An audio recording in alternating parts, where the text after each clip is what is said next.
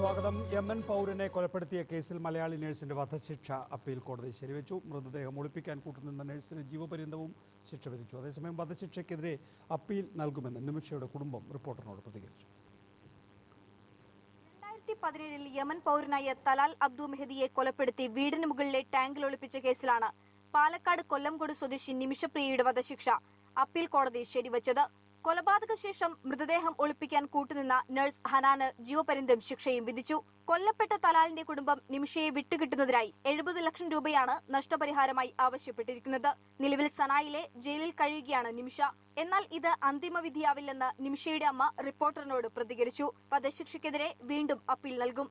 70 ലക്ഷം രൂപ നഷ്ടപരിഹാരം നൽകി നിമിഷയെ രക്ഷിക്കാനാണ് തീരുമാനമെന്നും അമ്മ പറഞ്ഞു. അവരാവശ്യപ്പെട്ടിട്ടുണ്ട്, അവൾക്ക് 70 ലക്ഷം രൂപ അവർക്ക് നഷ്ടപരിഹാരം കൊടുക്കണം. ഈ മരിച്ചവന്റെ വീട്ടുകാർക്ക് 70 ലക്ഷം രൂപ നമ്മൾ കൊടുത്താൽ അവളെ ജയിലിൽ നിന്ന് വിടും.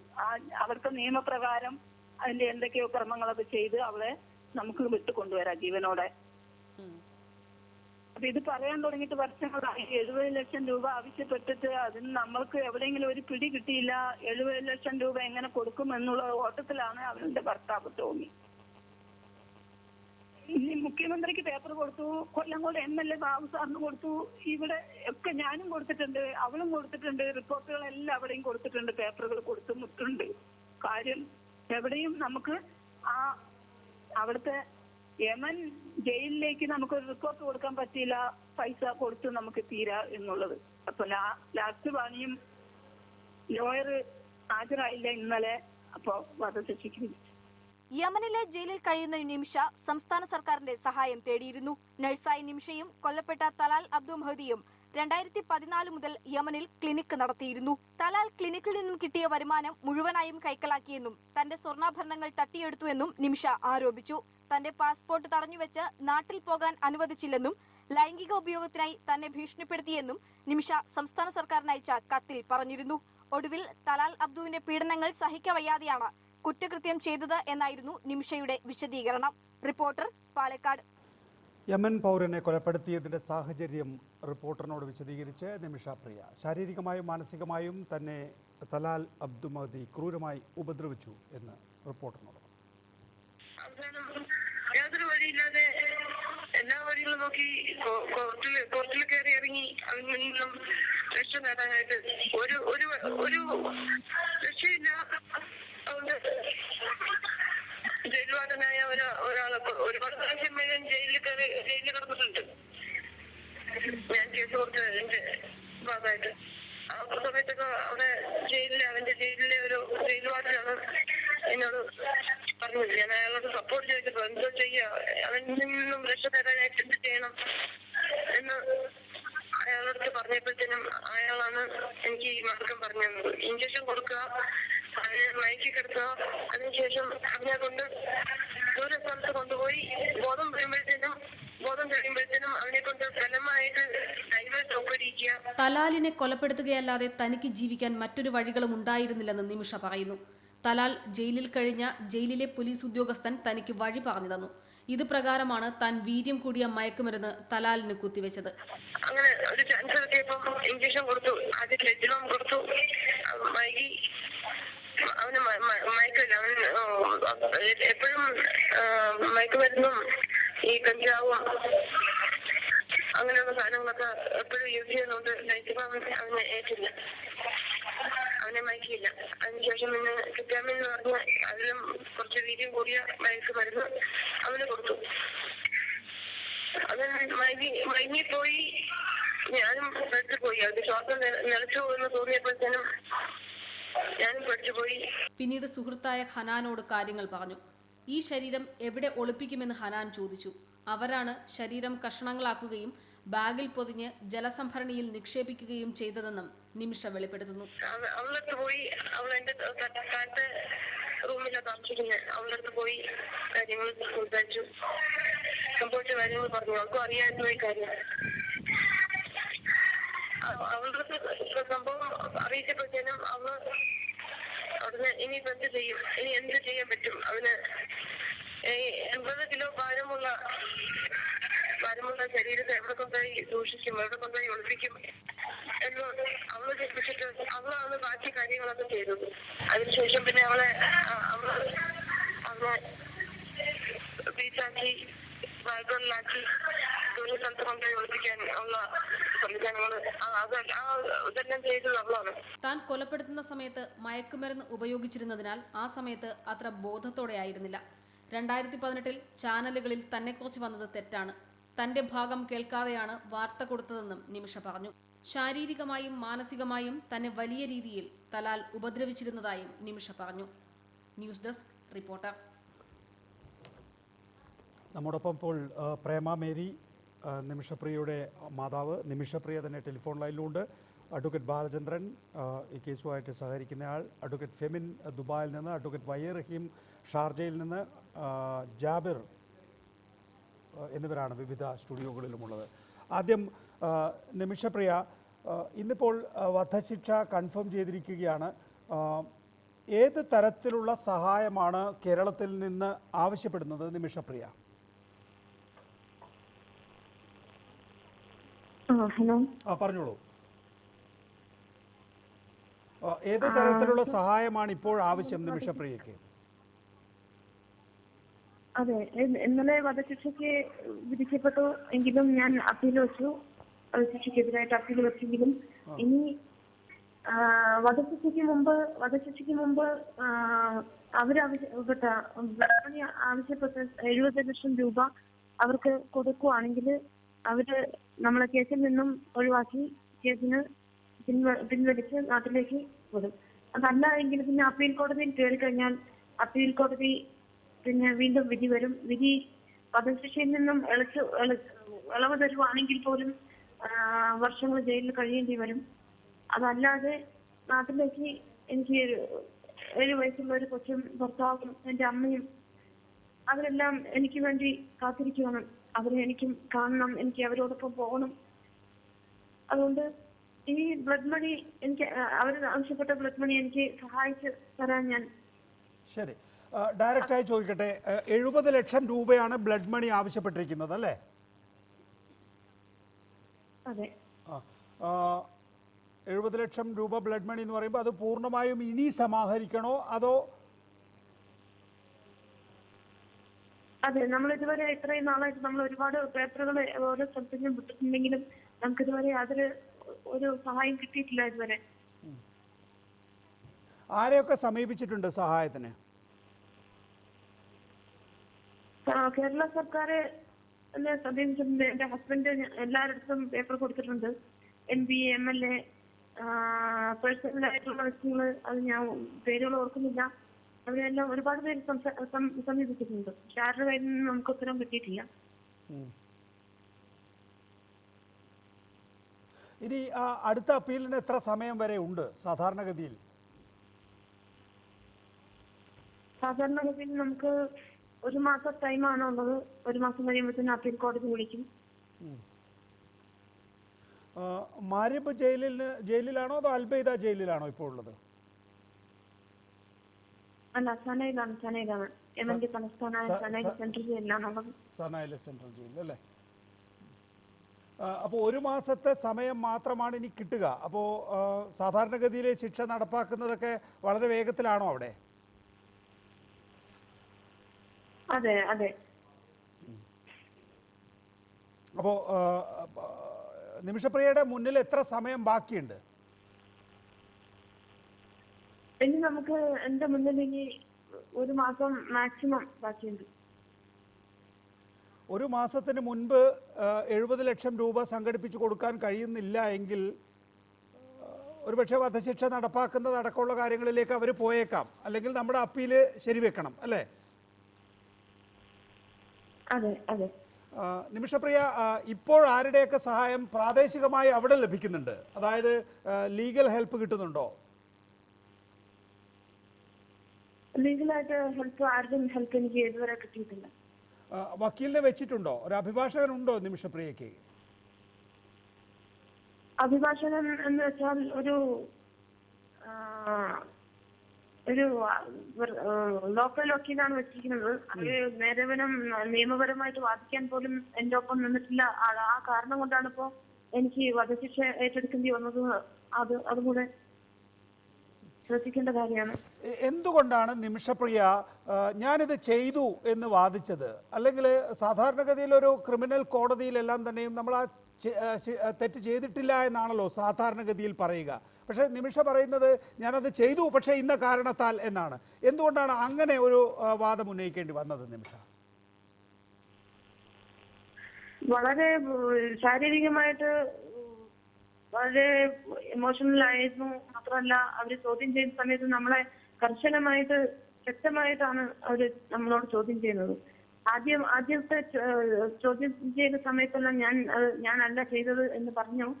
പക്ഷെ പിന്നീട് ശക്തമായിട്ട് കരണ്ട് കുത്തിവെക്കും അങ്ങനെയുള്ള ഉപദ്രവങ്ങളൊക്കെ നമ്മൾ ശാരീരികമായി കുറച്ചൊക്കെ ഉപദ്രവങ്ങളൊക്കെ കാരണം എനിക്ക് സമ്മതിക്കേണ്ടി വന്നു. അങ്ങനെയാണോ അവിടെ കേസുകൾ തെളിയിക്കുന്നത്? അതെ അതെ.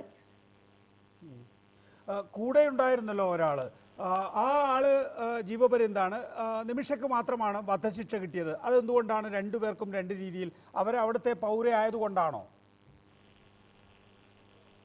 ഇവിടുത്തെ പൗര ആയതുകൊണ്ടും ഞാനാണല്ലോ ഇഞ്ചക്ഷൻ കൊടുത്തത്. എന്ന് വെച്ചാൽ ഞാനാണ് ഈ കാര്യത്തിന് മുൻകൈ എടുത്ത് ചെയ്തത്. മാത്രമല്ല ഞാനാണ് അവളുടെ അടുത്ത് പോയി ഈ കാര്യം ആവശ്യപ്പെട്ടത്. അവളുടെ സഹായം തേടിയത് ഞാനാണല്ലോ. അതുകൊണ്ട് ആണ് വധശിക്ഷ എനിക്ക് വിധിച്ചത്. ഏത് സാഹചര്യത്തിലാണ് നിമിഷപ്രിയക്ക് അത് ചെയ്യേണ്ടി വന്നത്? ഞാനിപ്പോൾ നിമിഷപ്രിയ ഇത് കാണുന്നില്ല. നിമിഷപ്രിയ ജയിൽ സെല്ലിൽ നിന്നാണ് സംസാരിക്കുന്നത്. ഞാനിപ്പോൾ എൻ്റെ സ്ക്രീനിൽ നിമിഷപ്രിയയുടെ അമ്മയുടെ അക്കൗണ്ട് നമ്പർ കൊടുത്തിട്ടുണ്ട്.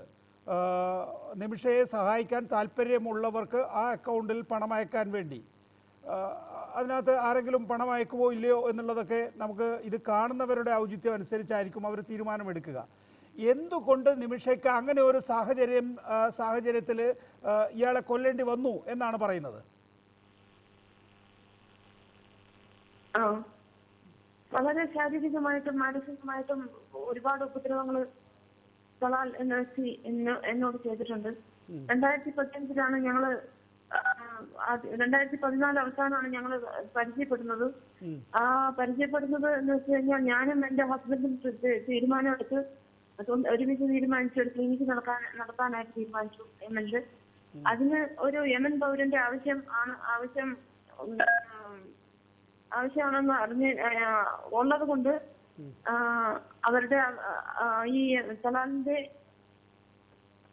സഹായം തേടി അവന്റെ അടുത്ത് കാര്യങ്ങളൊക്കെ പറഞ്ഞു. അവൻ നല്ലൊരു മനുഷ്യനാണ്, സ്വാഭാവികമായിട്ട് നല്ലൊരു മനുഷ്യനാണെന്ന് അറിഞ്ഞത് കൊണ്ടും വിശ്വസ്തനാണെന്ന് അറിഞ്ഞത് കൊണ്ടും ഞങ്ങള് ക്ലിനിക്കിന്റെ കാര്യങ്ങൾക്ക് അയാളുടെ സഹായം തേടി.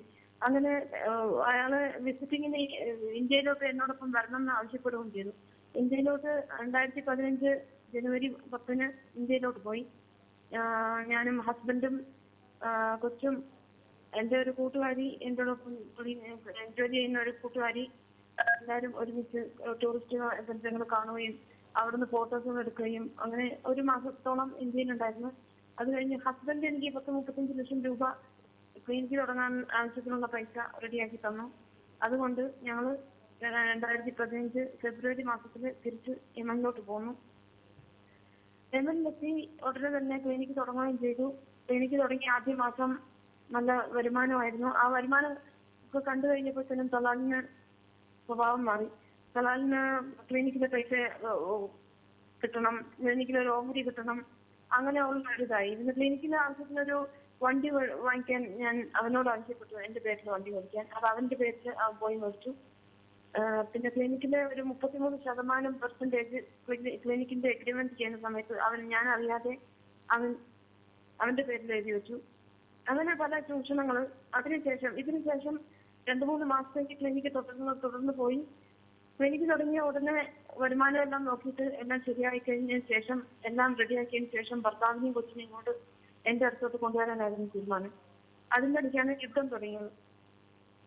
തുടങ്ങി വിസകളെല്ലാം നിർത്തിവെച്ചു. അതുകൊണ്ട് ഭർത്താവിനെ കൊണ്ടുവരാൻ പറ്റിയില്ല. അതോടൊപ്പം തന്നെ അവൻ ക്ലിനിക്കിലെ ജോലിക്കാരോട് ഞാൻ അവന്റെ ഭാര്യയാണ്, ഞാൻ ഇന്ത്യയിൽ പോയ സമയത്ത് ഞാനും തലാലും കല്യാണം കഴിച്ചു എന്നൊക്കെ ക്ലിനിക്കിലെ ജോലിക്കാരോട് പറഞ്ഞു. കാര്യം ക്ലിനിക്കിലെ 2% എന്റെയും അവന്റെയും പെർസെന്റേജ് അവൻ എടുക്കാൻ വേണ്ടി, കൈപ്പറ്റാൻ വേണ്ടി. അത് ഞാൻ ക്ലിനിക്കിൽ ജോലിക്കാർ പറഞ്ഞ് ഞാൻ അറിഞ്ഞു. അതിനുശേഷം തലാലിനോട് ഞാൻ ചോദിച്ചു എന്താ അവരിങ്ങനെ പറയുന്നത് എന്ന് ചോദിച്ചപ്പോൾ അവൻ പറഞ്ഞു, നിനക്ക് ക്ലിനിക്കിൽ നിന്നോ ജോലിക്കാരുടെ നിന്നോ അല്ലെങ്കിൽ പരിസരവാദികളിൽ നിന്നോ എന്തെങ്കിലും ഉപദ്രവങ്ങൾ ഇല്ലാതിരിക്കാൻ വേണ്ടിയാണ് ഞാൻ അങ്ങനെ പറഞ്ഞത്. തുടർന്നും അവൻ പൈസകളെല്ലാം കൈപ്പറ്റി. എനിക്ക് ഒരു പൈസ പോലും, ഒരു റിയാൽ പോലും കൈപ്പറ്റാൻ പറ്റിയില്ല. എന്റെ പൈസയും അവന്റെ പൈസയും എല്ലാം അവൻ കൈപ്പറ്റിയ. ഉടനെ തന്നെ ഞങ്ങൾ തമ്മിൽ പ്രശ്നം ഉണ്ടാക്കി. അവനോട് ചോദ്യം ചെയ്യലും, അവൻ തന്നെ അടിക്കുകയും ശാരീരികമായി ഉപദ്രവിക്കുകയും പറയും അങ്ങനെ ചെയ്തു. ഉടനെ തന്നെ ഞാൻ അടുത്തുള്ള ഷെയ്ഖിന്റെ അടുത്ത് കാര്യം അറിയിച്ചു.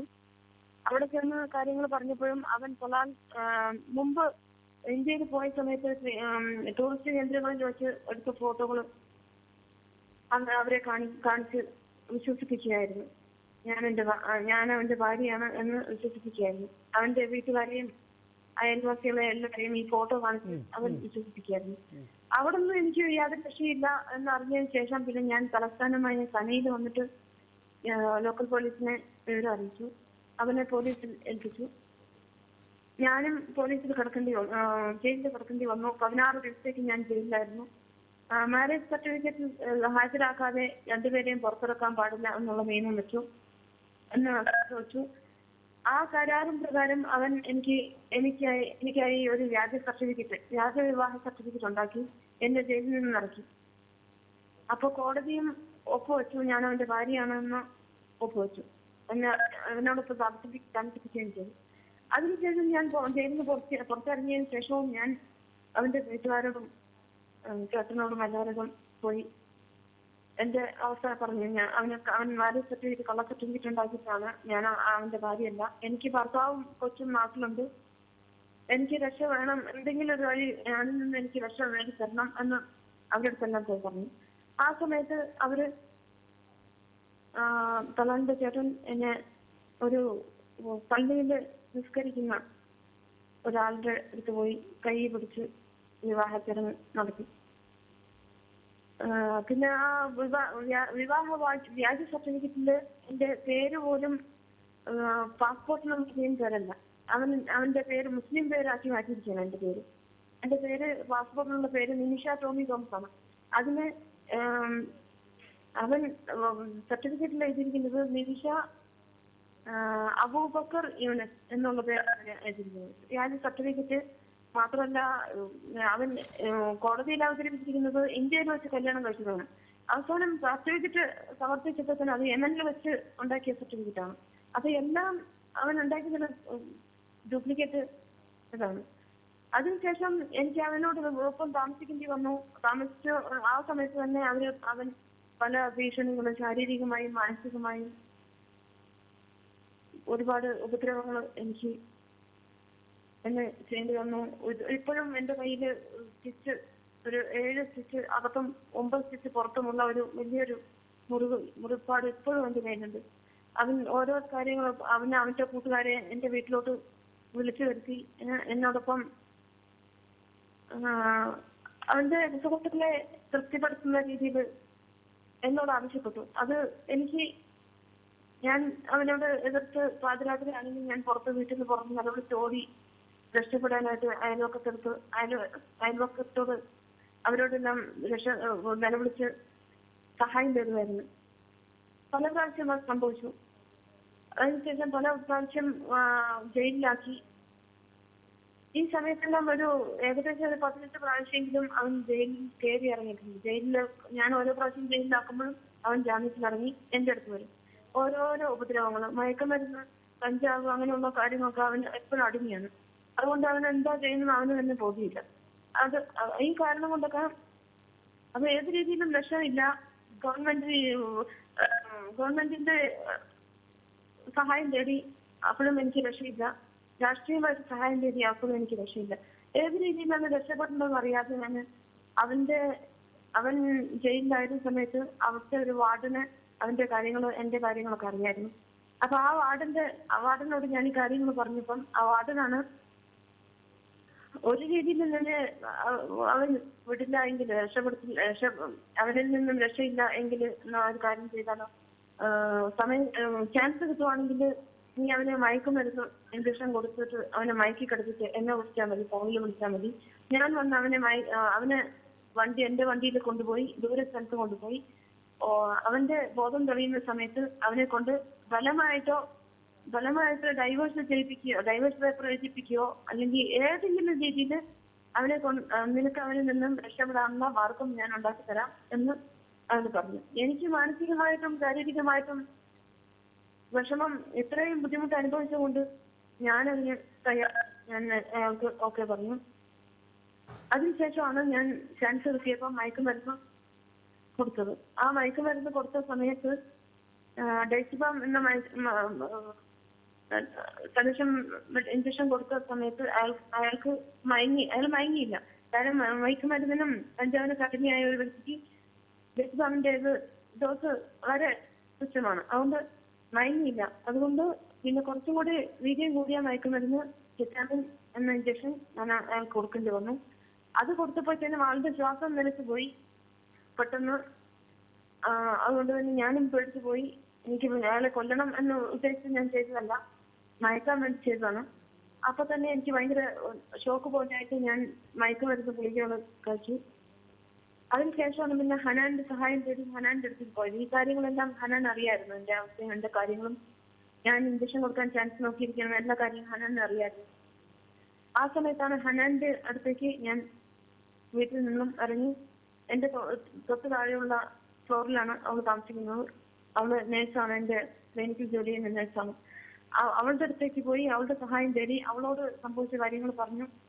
ഉടൻ തന്നെ അവള് ഇനിയിപ്പോ മരിച്ചുപോയാൽ ഇനിയിപ്പോ എവിടെ കൊണ്ടുപോയി ഒളിപ്പിക്കും, എങ്ങനെ നമുക്ക് രക്ഷപ്പെടാം എന്നുള്ള മാർഗം അവള് തേടിയിട്ടാണ് ബാക്കി കാര്യങ്ങൾ അയാളെ പീസാക്കുകയും ഭാരം കുറയ്ക്കാൻ വേണ്ടി പല ബാഗുകളിലാക്കിയിട്ട് ദൂരെ സ്ഥലത്ത് കൊണ്ടുപോയി ഒളിപ്പിക്കാൻ വേണ്ടിയായിരുന്നു അവളത് ചെയ്തത്. പക്ഷെ വാർത്തയില് എന്നെ ജയിലിൽ പിടിക്കുന്നതിന് മുമ്പ് വാർത്തയില് 110 കഷ്ണങ്ങളായി മുറിച്ചു എന്നുള്ള ആ വാർത്തകളൊക്കെ അത് തെറ്റാണ്. അത് അങ്ങനെയല്ല, അതെല്ലാം തെറ്റാണ്, അതങ്ങനെയല്ല. അപ്പൊ ഇതാണ് സംഭവിച്ച കാര്യങ്ങള്. അപ്പോ ഈ മയക്കുമരുന്ന് കൊടുത്തപ്പോ മരിച്ചതാണോ അതോ മയക്കുമരുന്ന് കൊടുത്താൽ അങ്ങനെ മരിക്കുവോ? അല്ല, മയക്കുമരുന്ന് കൊടുത്തത് കെറ്റാമിൻ ഇഞ്ചക്ഷൻ സാധാരണ യൂസ് ചെയ്യുന്നത് ഓപ്പറേഷൻ തിയേറ്ററുകളിലാണ്. അപ്പൊ അതിന്റെ ഓക്സിജൻ നോർമലി ഓക്സിജൻ കിട്ടില്ല. അത് ഓക്സിജൻ കിട്ടാതെ വന്നപ്പോ ആളുടെ ശ്വാസം നിലച്ചു പോയതാവാം എന്നാണ് എന്റെ ഒരു. ശരി. ഇനി നിമിഷ നേരത്തെ പറഞ്ഞത് 1 മാസം കൂടിയാണ് ഈ അപ്പീലിനൊക്കെ ഉള്ള അവസരമുള്ളത്. വളരെ വേഗത്തിൽ ശിക്ഷ നടപ്പാക്കുന്ന സ്ഥലമാണ് യമൻ എന്നാണല്ലോ. അപ്പോൾ 1 മാസത്തിനുള്ളിൽ നമ്മൾ 70 ലക്ഷം കൊടുത്താൽ, ബ്ലഡ് മണി കൊടുത്താൽ രക്ഷപ്പെട്ട് വരാം അല്ലേ? അതെ അതെ. ശരി. നിമിഷയുടെ കാര്യങ്ങൾ അത്രയാണ്. അമ്മയ്ക്ക് എന്താണ് പറയാനുള്ളത്? നമ്മൾ എവിടെയൊക്കെ സമീപിച്ചു, ഏതൊക്കെ വാതിൽ മുട്ടിയിട്ടുണ്ട്?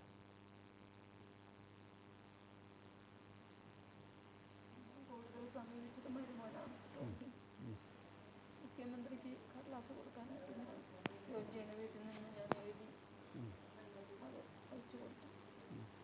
വരുമ്പോൾ കൂടെ മലപ്പുറം വരെ ഒരാളെ കാണാനായിട്ട് പോയി. വേറെ കുറേ ആൾക്കാർ ഈ കൊറോണ കാരണം എനിക്ക് എവിടേക്കും പോയി അതുകൊണ്ട് അവനാണ് ഒത്തിരി ആൾക്കാരെയും സമീപിച്ചിട്ടുണ്ട്. സാറിനോട് പറഞ്ഞു, മനോരമയിലേക്ക് എനിക്ക് മുമ്പും പറഞ്ഞിട്ടുണ്ട്. ഈ ഇപ്പോൾ പെട്ടെന്ന് ഇങ്ങനെ ഒരു വിധി എന്നുള്ളത് പ്രതീക്ഷിക്കാത്ത ഒരു നെറ്റിക്കലായിരുന്നു ഇന്നത്തെ കാര്യങ്ങൾ. അറിഞ്ഞു വരുവാണെങ്കിൽ നമ്മൾ 8 മാസങ്ങൾ ആകാറായി. ഈ പൈസ കൊടുത്താൽ അവരുടെ പ്രശ്നത്തിൽ തീർത്തു വരും എന്നുള്ള ഒരു വഴിക്ക് വന്നുകൊണ്ടിരിക്കുകയാണെന്നാണ് സാർ പറഞ്ഞിട്ട് ഞാൻ അറിയുന്നത്. സാറ് പറഞ്ഞറിയുന്നതും മരുമകനോട് അവൾ സംസാരിച്ചത് പറഞ്ഞറിയുവാണ് ഞാൻ. അല്ലാതെ കൂടുതലായിട്ട് മോളായിട്ട് ഞാൻ അധികം സംസാരിക്കാനായിട്ട് എനിക്ക് സാധിക്കുന്നില്ല. കൂടുതലും വാട്സാപ്പ് വഴിയാണ് അവൾ സംസാരിക്കുന്നത്. അപ്പോൾ അവൾ മരുമകനോടാണ് സംസാരിക്കുന്നത്. പിന്നെ എപ്പോഴും സാറിനെ വിളിച്ച് സംസാരിക്കുമ്പോൾ സാറ് ഇങ്ങനെയൊക്കെയാണ് നിമിഷത്തെ കാര്യം അപ്പം എന്നെ വിളിച്ച് പറയാറുണ്ട്. പൈസ ഉണ്ടാക്കണം. ഒരു പ്രാവശ്യം സാർ അങ്ങോട്ട് പോകാനായിട്ട് ഈ പ്രശ്നങ്ങൾ രോഗങ്ങൾ തുടങ്ങുന്നതിന് മുമ്പ് പോകാനായിട്ട് ഒരുങ്ങിയതായിരുന്നു. അത് തടസ്സമായി പോയി. അപ്പോൾ പൈസ നമുക്ക് എങ്ങനെ ഉണ്ടാക്കാം എന്നായിരുന്നു എല്ലാവരും. ആരെങ്കിലും സഹായിക്കാമെന്ന് പറഞ്ഞിട്ടുണ്ടോ? എനിക്ക് ആരും സഹായിക്കാമെന്ന് പറഞ്ഞറിഞ്ഞിട്ടില്ല. നിങ്ങൾ കൊല്ലങ്കോട് താമസിക്കുന്നവരായിരുന്നു അല്ലേ? പാലക്കാട്ടെ കൊല്ലങ്കോട്. അവിടെ നിന്ന് പിന്നെ എങ്ങനെയാണ് പിന്നെ തൊടുപുഴയിലേക്ക് വരുന്നത്, പിന്നെ എറണാകുളത്തേക്ക് വരുന്നത്? തൊടുപുഴയിൽ ടോമിയുടെ വീടാണ്. ഞാൻ എറണാകുളത്ത്, മൂത്ത മോള് എറണാകുളത്ത് ആലുവ 30 അവൾ താമസിക്കുന്നത്. അവളുടെ കൊച്ചു കുട്ടികളാണ്. ആ കുട്ടികളെ നോക്കാനുമായിട്ട് അവളുടെ കൂടെ ഞാൻ ആലുവയിലേക്ക് വന്നതാണ്. അവിടെ വന്ന് താമസിക്കുമ്പോൾ പേപ്പറിൽ കണ്ടിട്ടാണ് ഞാൻ കിഴക്കമ്പലത്തെ ഒരു വീട്ടിൽ ജോലിക്ക് വന്നിരിക്കുകയാണ്. ഇപ്പോൾ ആ വീട്ടിലാണ് ഞാൻ ഇപ്പോൾ താമസിക്കുന്നത്. ഇപ്പം നിമിഷ പറയുന്ന ഒരു അവസ്ഥയുണ്ടല്ലോ, ആ അവസ്ഥ നമുക്കറിയാം. യമനെ പോലുള്ള ഒരു സ്ഥലത്ത് അവിടെ ഈ അറബി യുവാക്കൾ പൂർണ്ണമായും ഡ്രഗ് അഡിക്റ്റ് ആയിരിക്കും, എല്ലാതരം വൈകൃതങ്ങളും ഉള്ള ആളുകളായിരിക്കും അല്ലേ? മകളെ പൂർണ്ണമായിട്ടും വിശ്വസിക്കുന്നുണ്ട് ആ കാര്യങ്ങളിൽ. മരുമകൻ കൂടെ നിൽക്കുന്നുമുണ്ട്. ഇതിനകത്ത് എന്താണ് ചെയ്യാൻ കഴിയുക? വിധി പറഞ്ഞത് തന്നെ അത്ര പെട്ടെന്നാണെന്ന് എനിക്ക് തോന്നുന്നില്ല. കാരണം കഴിഞ്ഞ വർഷം ഡിസംബർ 22 വിധി പറയാൻ വെച്ചിരുന്നായിരുന്നു. 2019 ഡിസംബർ 22 ആയിരുന്നു ആക്ച്വലി വിധി പറയാൻ വെച്ചിരുന്നത്. അതിന് മുമ്പുള്ള കഥകൾ ഇപ്പം നിമിഷ പറഞ്ഞത് അതൊക്കെ ഏതാണ്ടൊക്കെ ശരി തന്നെയാണ്. നടന്ന സംഭവങ്ങൾ പുള്ളിക്കാരി കഥ പറഞ്ഞതെല്ലാം ശരി തന്നെയാണ്.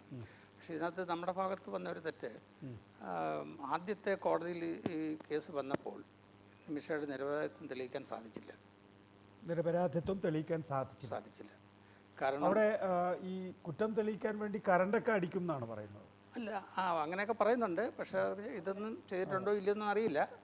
ബട്ട് എനിവേ ഈ പറഞ്ഞതെല്ലാം അതേപോലെ തന്നെ എഴുതി വെച്ചിരിക്കുന്ന കാര്യങ്ങൾ അതേപോലെ തന്നെ അവിടെ ഇരുന്ന ജഡ്ജ് ചെയ്യുന്നയാൾ അത് അതേപോലെ തന്നെ എടുത്തിട്ടാണ് ഒരു ശിക്ഷ വിധിച്ചിരിക്കുന്നത്.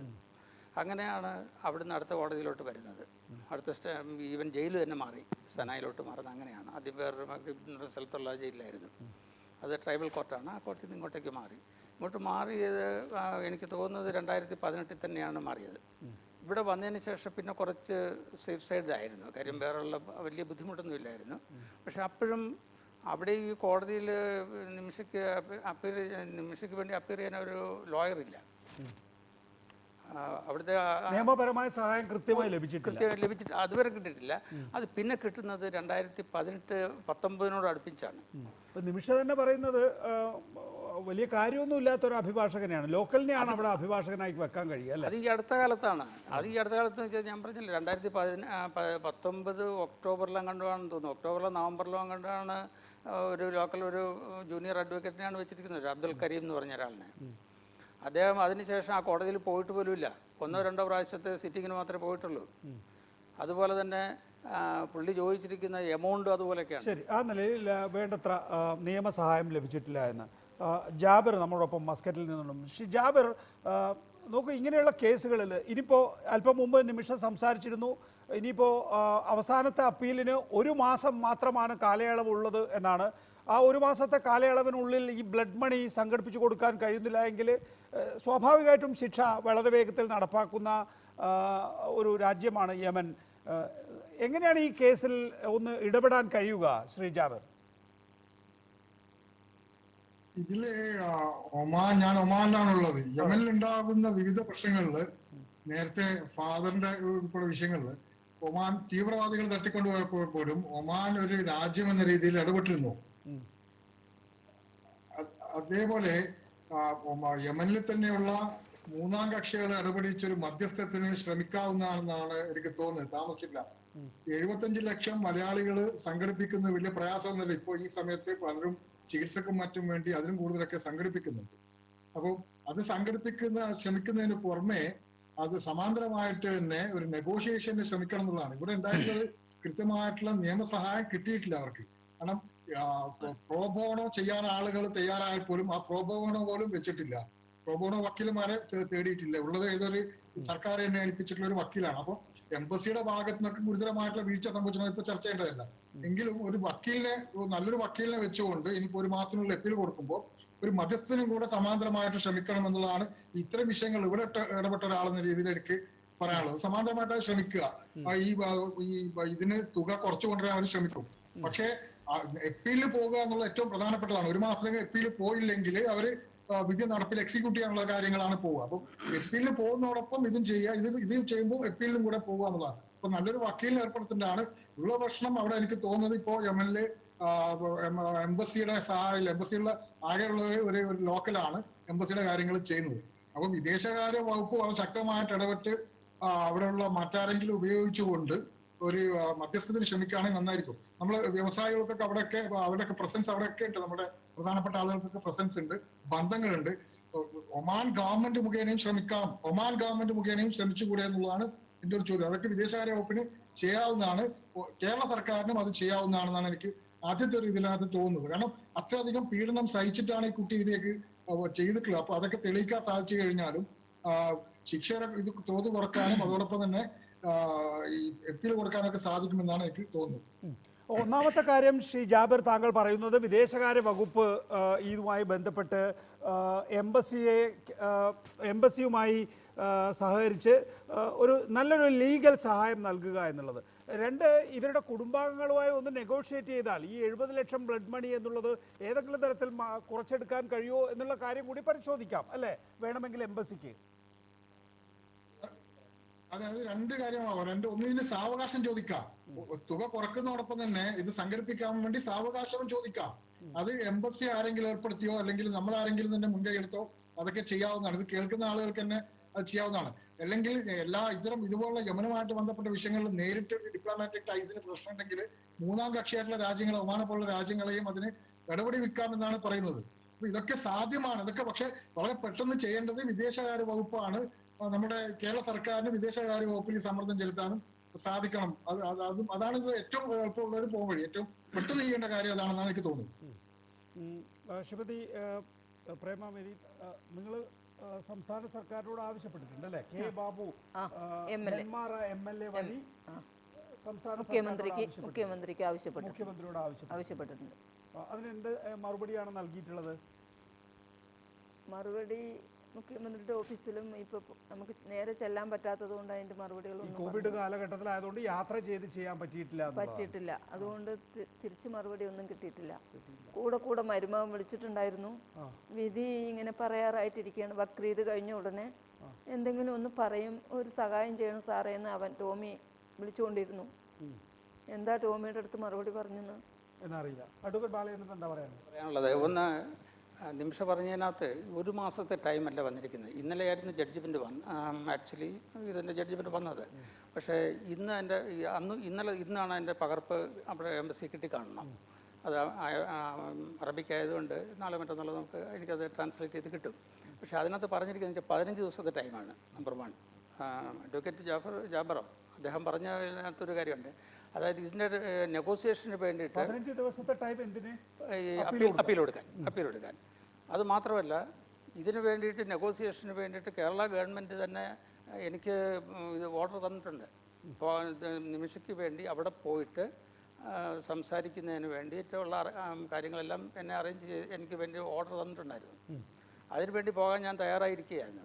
അതാണ് ഞാൻ പറഞ്ഞത്. ഡിസംബർ 22-ാം തീയതി വിധി പറയാനിരുന്ന സമയത്ത് എനിക്ക് ഈ ഓർഡർ കിട്ടുന്ന ഡിസംബർ 17-ാം തീയതിയാണ്. അതിനുശേഷം കൊറോണയും വന്നു. അപ്പോൾ അതുകൊണ്ട് ഒരു ഭാഗ്യം കിട്ടിയതെന്ന് വെച്ച് കഴിഞ്ഞാൽ ഡിസംബർ 22-ാം തീയതി പെട്ടെന്ന് 5 ദിവസം കൊണ്ട് അങ്ങോട്ട് പോകാൻ പറ്റാത്തത് കൊണ്ട് അത് മാറ്റിവെച്ചു. അത് കഴിഞ്ഞിട്ട് കൊറോണ വന്നുകൊണ്ട് വീണ്ടും മാറി. ഈ അഡ്വക്കേറ്റിനും കൊറോണ വന്നു, ജഡ്ജിക്കും കൊറോണ വന്നു. അതുകൊണ്ടാണ് പിന്നെ വന്ന സിറ്റിംഗ്, കഴിഞ്ഞ സിറ്റിങ്ങിൽ കൊറോണ ആയതുകൊണ്ട് അഡ്വക്കേറ്റ് പോയില്ല. ഇപ്രാവശ്യത്തെ സിറ്റിങ്ങിലും അദ്ദേഹം റെസ്റ്റ് എടുക്കുകയാണ്. അതുകൊണ്ട് അദ്ദേഹത്തിന് പോകാൻ പറ്റിയിട്ടില്ല. പിന്നെ 70 ലക്ഷം രൂപ ഈ സെഷനിൽ, അവസാനത്തെ അപ്പീലിന്റെ സെഷനിൽ അഡ്വക്കേറ്റിന് പങ്കെടുക്കാനേ പറ്റിയിട്ടില്ല. അപ്പോൾ അങ്ങനെ ഏകപക്ഷീയമായിട്ടൊരു വധശിക്ഷയിലൊക്കെ കേസ് വിധി പറയണമല്ലോ. സാധാരണഗതിയിൽ ഈ യമനിൽ ശിക്ഷ നടപ്പാക്കുന്നത് വളരെ വേഗത്തിലാണോ? നിമിഷം പറയുന്നത് അതാണെന്നാണ് പറയുന്നത്. ആണ്, വേഗത്തിൽ തന്നെയാണ്, വളരെ വേഗത്തിലാണ്. അപ്പോൾ 15 ദിവസം നമുക്ക് അപ്പീൽ സമർപ്പിക്കാൻ. അപ്പീലിൽ വേണ്ടത്ര ഒരു ലീഗൽ പോയിന്റ് നമ്മുടെ കയ്യിൽ ഇല്ല എങ്കിൽ, നമുക്കൊരു പുതിയ ലീഗൽ പോയിന്റ് അവതരിപ്പിക്കാൻ ഇല്ല എങ്കിൽ നല്ലൊരു അഡ്വക്കേറ്റിനെ തന്നെ വെക്കണം. അവിടെ ഡിഫൻസ് പറയണം എങ്കിൽ മാത്രമാണ്. സാധാരണഗതിയിൽ ശ്രീ ജാബിർ, ഇവിടെ നിമിഷപ്രിയയെ സംബന്ധിച്ചിടത്തോളം വക്കീലിനെ തേടി പോകേണ്ടി വരുന്നു. നിമിഷപ്രിയയെ സംബന്ധിച്ചിടത്തോളം കിട്ടുന്ന വക്കീൽ എഫിഷ്യൻ്റ് അല്ല എന്നുള്ള വിഷയമുണ്ട്. നമുക്ക് നോർക്കയുണ്ട്, നമുക്ക് എംബസി ഉണ്ട്. ഇത്തരം സഹായങ്ങൾ സാധാരണഗതിയിൽ എംബസി അല്ലേ തരേണ്ടത്? തീർച്ചയായും എംബസിയാണ് ചെയ്യേണ്ടത്. എംബസിക്ക് അതിനുള്ള സംവിധാനമുണ്ട്, അതിനുള്ള ഫണ്ട് ഉണ്ട്, ഇല്ലെങ്കിൽ അത് ഉണ്ടാക്കാൻ സംവിധാനമുണ്ട്. അപ്പൊ എംബസിയാണ് നല്ല ലീഗൽ ഇതിനെ കൊടുക്കേണ്ടത്. അത് മാത്രമല്ല, പ്രോബോണോ ചെയ്യാൻ പോലും ആളുകളുണ്ട്. പ്രോബോണോ വിട്ടേക്ക് അല്ലെങ്കിലും അവിടെ നല്ല വക്കീലന്മാരെ കണ്ടെത്താൻ എംബസിക്ക് സാധിക്കും. സാധാരണ രീതിയിൽ സാധിക്കേണ്ടതാണ്. ഇവിടെയൊക്കെ ചെയ്യുന്നുണ്ട്. ഇവിടെയൊക്കെ സമ്മർദ്ദം ചെലുത്തി കഴിഞ്ഞാൽ, കാശ് കൊടുത്തു കഴിഞ്ഞാൽ കിട്ടുന്നുണ്ട്. എംബസി ചെയ്യുന്നില്ല എന്നുള്ള വേറെ വിഷയം. പക്ഷെ അതൊക്കെ അവിടെ സാധ്യമാണ്. അത് ആ ഒരു സാധ്യത ഇതുവരെ ഉപയോഗിച്ചിട്ടില്ല എന്നുള്ളതാണ് ഇതിൽ നിന്ന് മനസ്സിലാക്കേണ്ടത്. കാരണം അവർക്ക് അത്രയും നല്ലൊരു എഫിഷ്യന്റ് ആയിട്ടുള്ള ഒരു വക്കീലിനെ ഇതുവരെ വെച്ചിട്ട് പോലുമില്ല. എത്രയും പെട്ടെന്ന് വെക്കേണ്ടത് 15 ദിവസമേ ഉള്ളെങ്കിൽ ഇനി ഇല്ല. ഇന്നൊരു ദിവസം കഴിഞ്ഞു, 14 ദിവസമാണുള്ളത്. അപ്പൊ എത്രയും പെട്ടെന്ന് ചെയ്യേണ്ട അതാണ്. അതിന്റെ സാധ്യതകൾ ആരായുക എന്നുള്ളത് തന്നെയാണ്. ഒരു സംശയമില്ല കാര്യത്തിൽ. ശരി, എന്നോടൊപ്പം Sharjah Indian association vice president Y A റഹീമുണ്ട്. ശ്രീ വൈ റഹീം, താങ്കൾക്ക് ശ്രീ ജാബിർ പറഞ്ഞ അതേ കാഴ്ചപ്പാടാണോ ഉള്ളത്?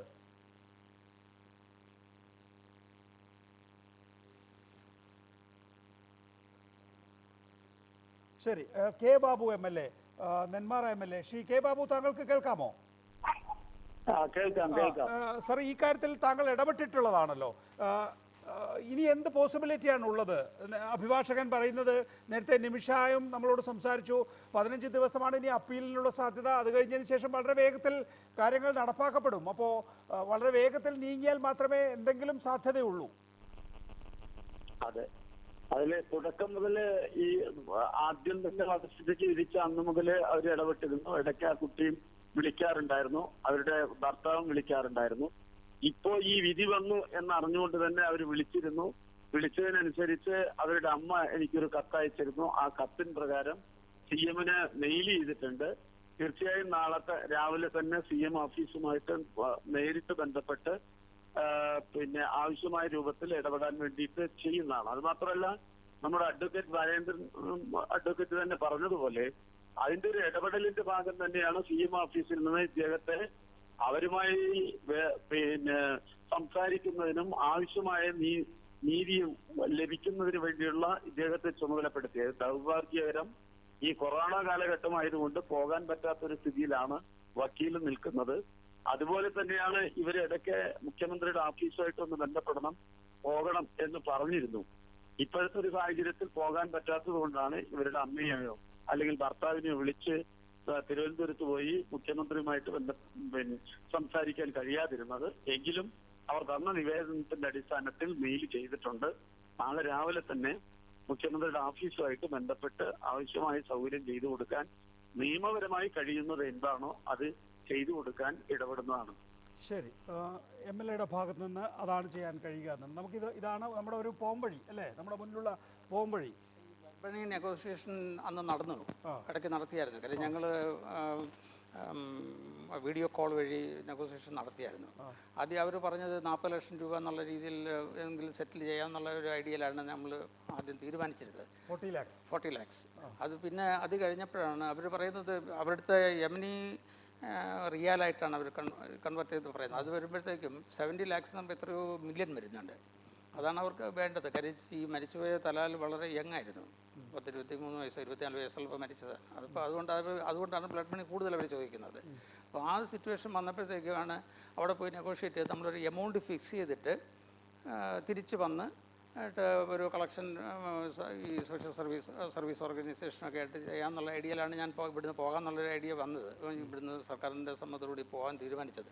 അപ്പോഴാണ് ഇതെല്ലാം ഇങ്ങനെ മാറി അവസാനം ലാസ്റ്റ് 70 ലാക്സിൽ ഫിക്സ് ചെയ്യായിരുന്നത്. അത് ആൾറെഡി ഫിക്സ് ചെയ്ത് കഴിഞ്ഞു. ഇനി അത് കുറയാൻ പോകുന്നില്ല, 70 ലക്ഷത്തിൽ തന്നെ ആയിരിക്കും. അതിനകത്ത് വ്യത്യാസം വരില്ല. നമ്മുടെ കയ്യിൽ ആരും ഇതുവരെ സഹായിച്ചിട്ടൊന്നുമില്ല അല്ലേ?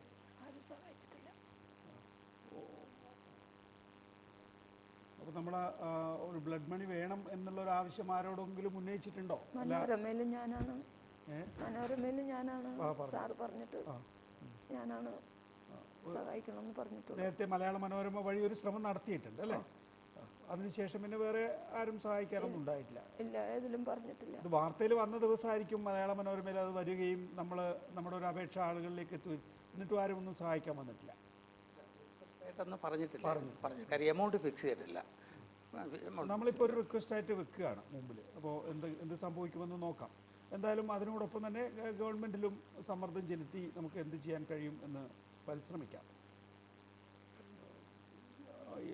നിമിഷയുടെ കുട്ടിക്ക് എത്ര വയസ്സായി ഇപ്പോൾ? 7 വയസ്സായി. ആ കുട്ടി അച്ഛൻ്റെ കൂടെയാണോ? അച്ഛൻ്റെ കൂടെ. തൊടുപുഴ ഇപ്പോൾ ഇരിക്കുന്നത് പോത്തനിക്കാട് പയ്യന്നൂരാണ്. ആണോ? കോതമംഗലത്ത്.